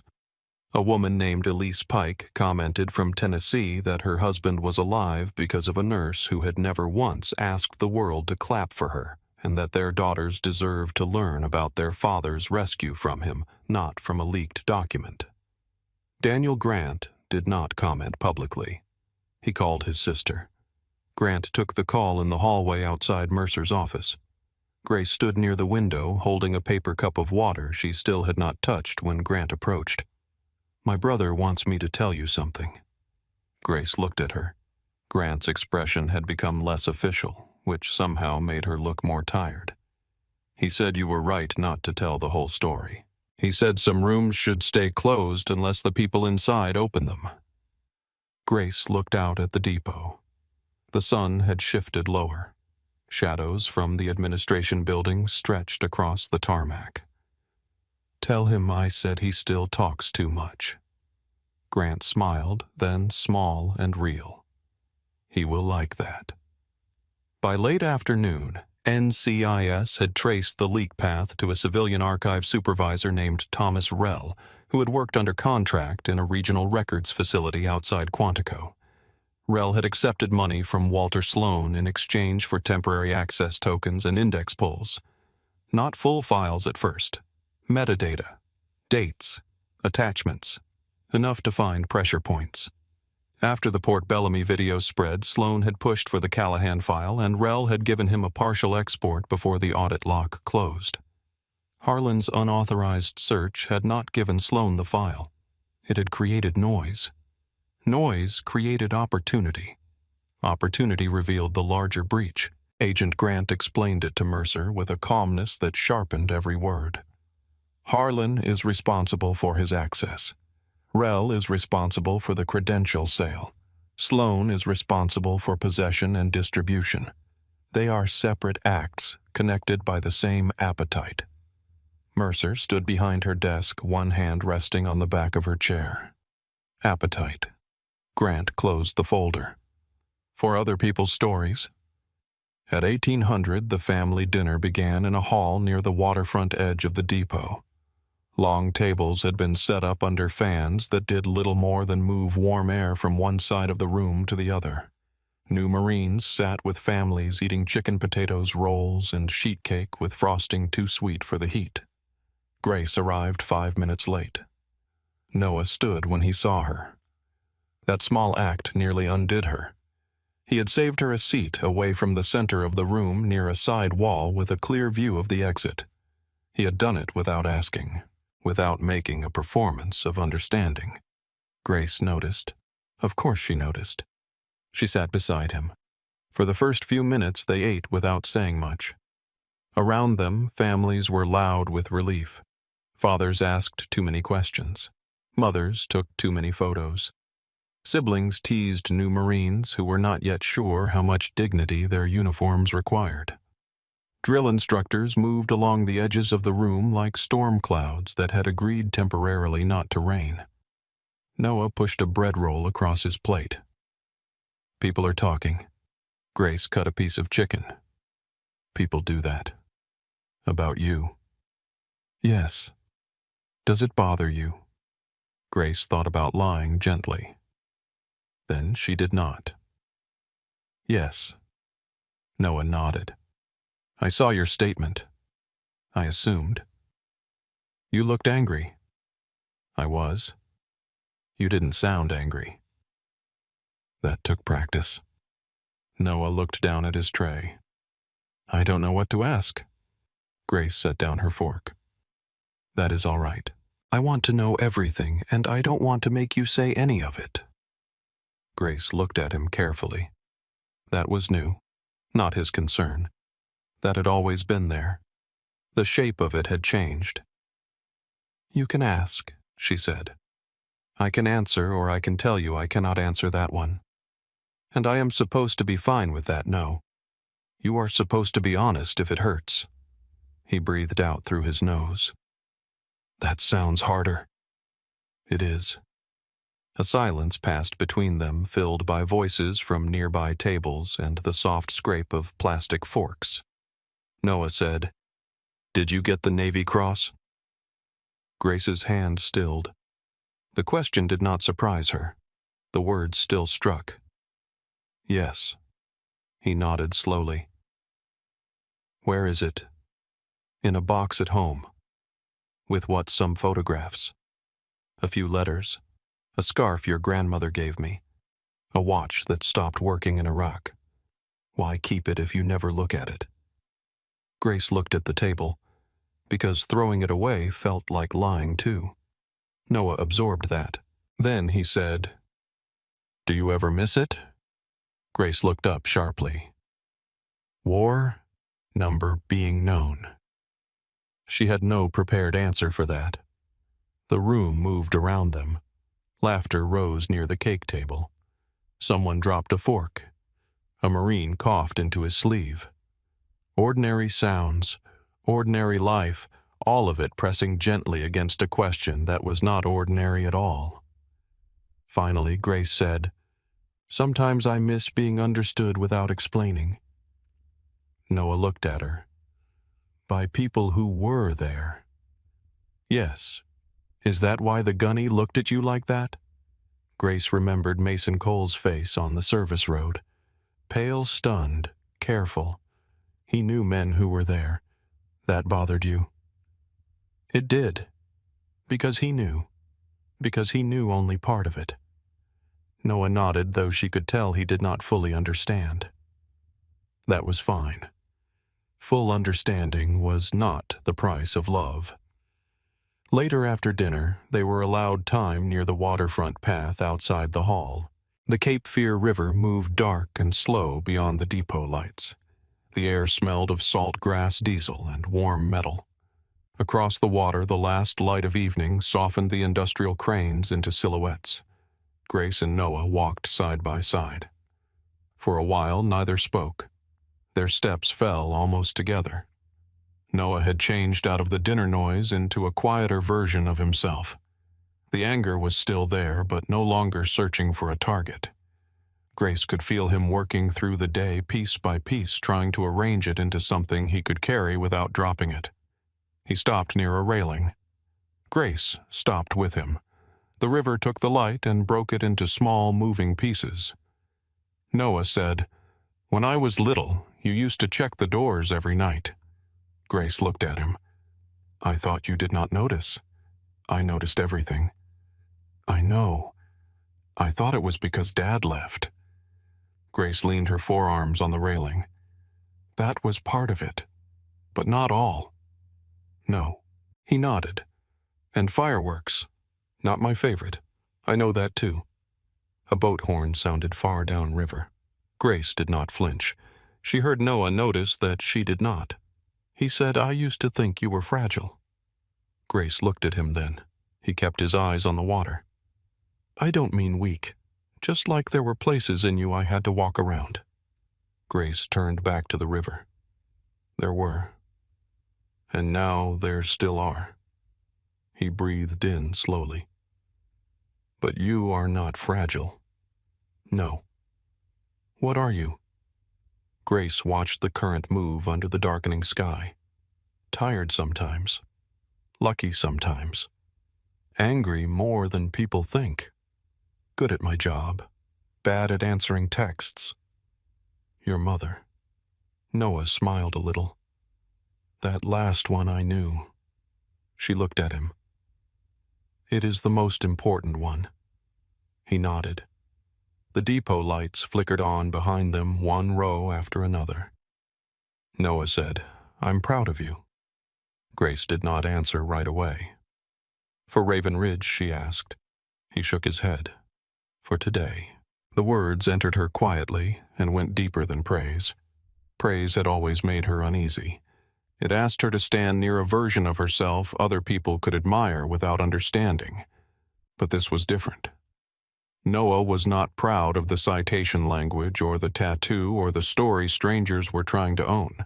He was proud of the woman who had sat in a plain chair and chosen every word like a dressing placed over a wound. Grace reached for his hand. He let her take it. They stood that way until Staff Sergeant Alvarez called the new Marines back inside. Noah squeezed her fingers once before he let go. After Noah returned to his unit, Grace walked alone to the parking lot. Colonel Mercer waited near her car, not in command posture now, just standing under a light pole cover tucked beneath one arm, face tired in the evening heat. Grace stopped beside the driver's door. "Colonel, Mrs. Callahan." For a moment, both women looked toward the barracks where voices and footsteps rose in organized bursts. Mercer said Captain Harlan has been formally removed from graduation operations. He is suspended from command duties pending final findings. Grace nodded. Walter Sloan. Agent Grant obtained a warrant for his devices. Rel is in custody. Sloan has been detained for questioning. Charges will take time, but the case is moving. Grace opened her car door, then paused. And the road Mercer looked toward the service area, though it was not visible from where they stood. "The signage is being replaced tonight. The pavement arrows will be repainted by morning." Grace looked at her. "That matters." "I know." "No," Grace said softly. "I mean it matters because the next mother might not have a tattoo anyone recognizes." Mercer's face changed. "Not much. Enough." "Yes," she said. "That is exactly why." Grace placed her bag on the passenger seat. Mercer spoke again. "I read the full commendation summary years ago. In a course, not the annex. Just the summary." Grace's hand rested on the car door. Mercer continued carefully. "I thought I understood it then." Grace looked at her. "And now? Now I understand summaries are often where truth goes to lose weight." Grace accepted that with a small nod. "Good night, Colonel. Good night, Mrs. Callahan." Grace drove out of Port Bellamy under a darkening sky. At the gate, the same young lance corporal from the morning was on duty. He recognized her as she rolled down the window. His face tightened with the awkward pain of someone who had heard enough to be ashamed of something he had not done. "Have a safe drive, ma'am," he said. Grace looked at him. "You too." This time the words came easily.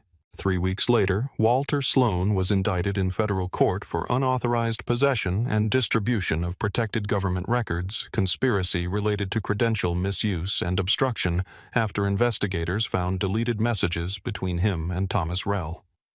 Rel pleaded first. Sloan did not. Men like Sloan often mistook exposure for martyrdom until a judge explained the difference. Evan Cross published an article, but not the one Sloan had wanted. It did not include the leaked file. It centered on records, privacy, the ethics of military storytelling, and the danger of turning unwilling veterans into public content. Grace did not read it. Grant told her it was careful. That was enough. Captain Reed Harlan received formal reprimand, loss of command eligibility, and reassignment away from recruit-facing operations, pending administrative separation review. Grace heard this from Mercer in a brief phone call.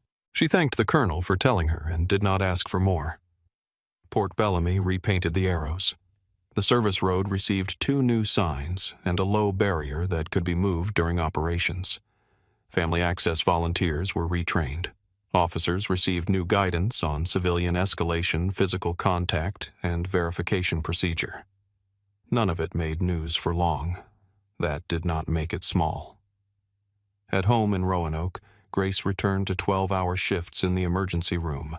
The first night back, a drunk man with a forehead laceration called her sweetheart and tried to refuse stitches.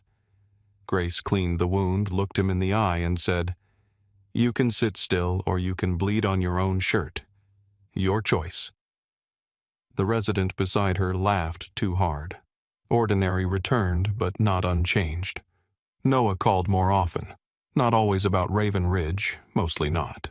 He called about training bad coffee, a blister that would not heal a sergeant who seemed to know every mistake before he made it, and a recruit who snored like a damaged generator. Sometimes he asked small questions about her service. Grace answered some. Others she set aside. He learned not to treat that as rejection. One evening, nearly a month after graduation, Grace opened the cedar box in her closet.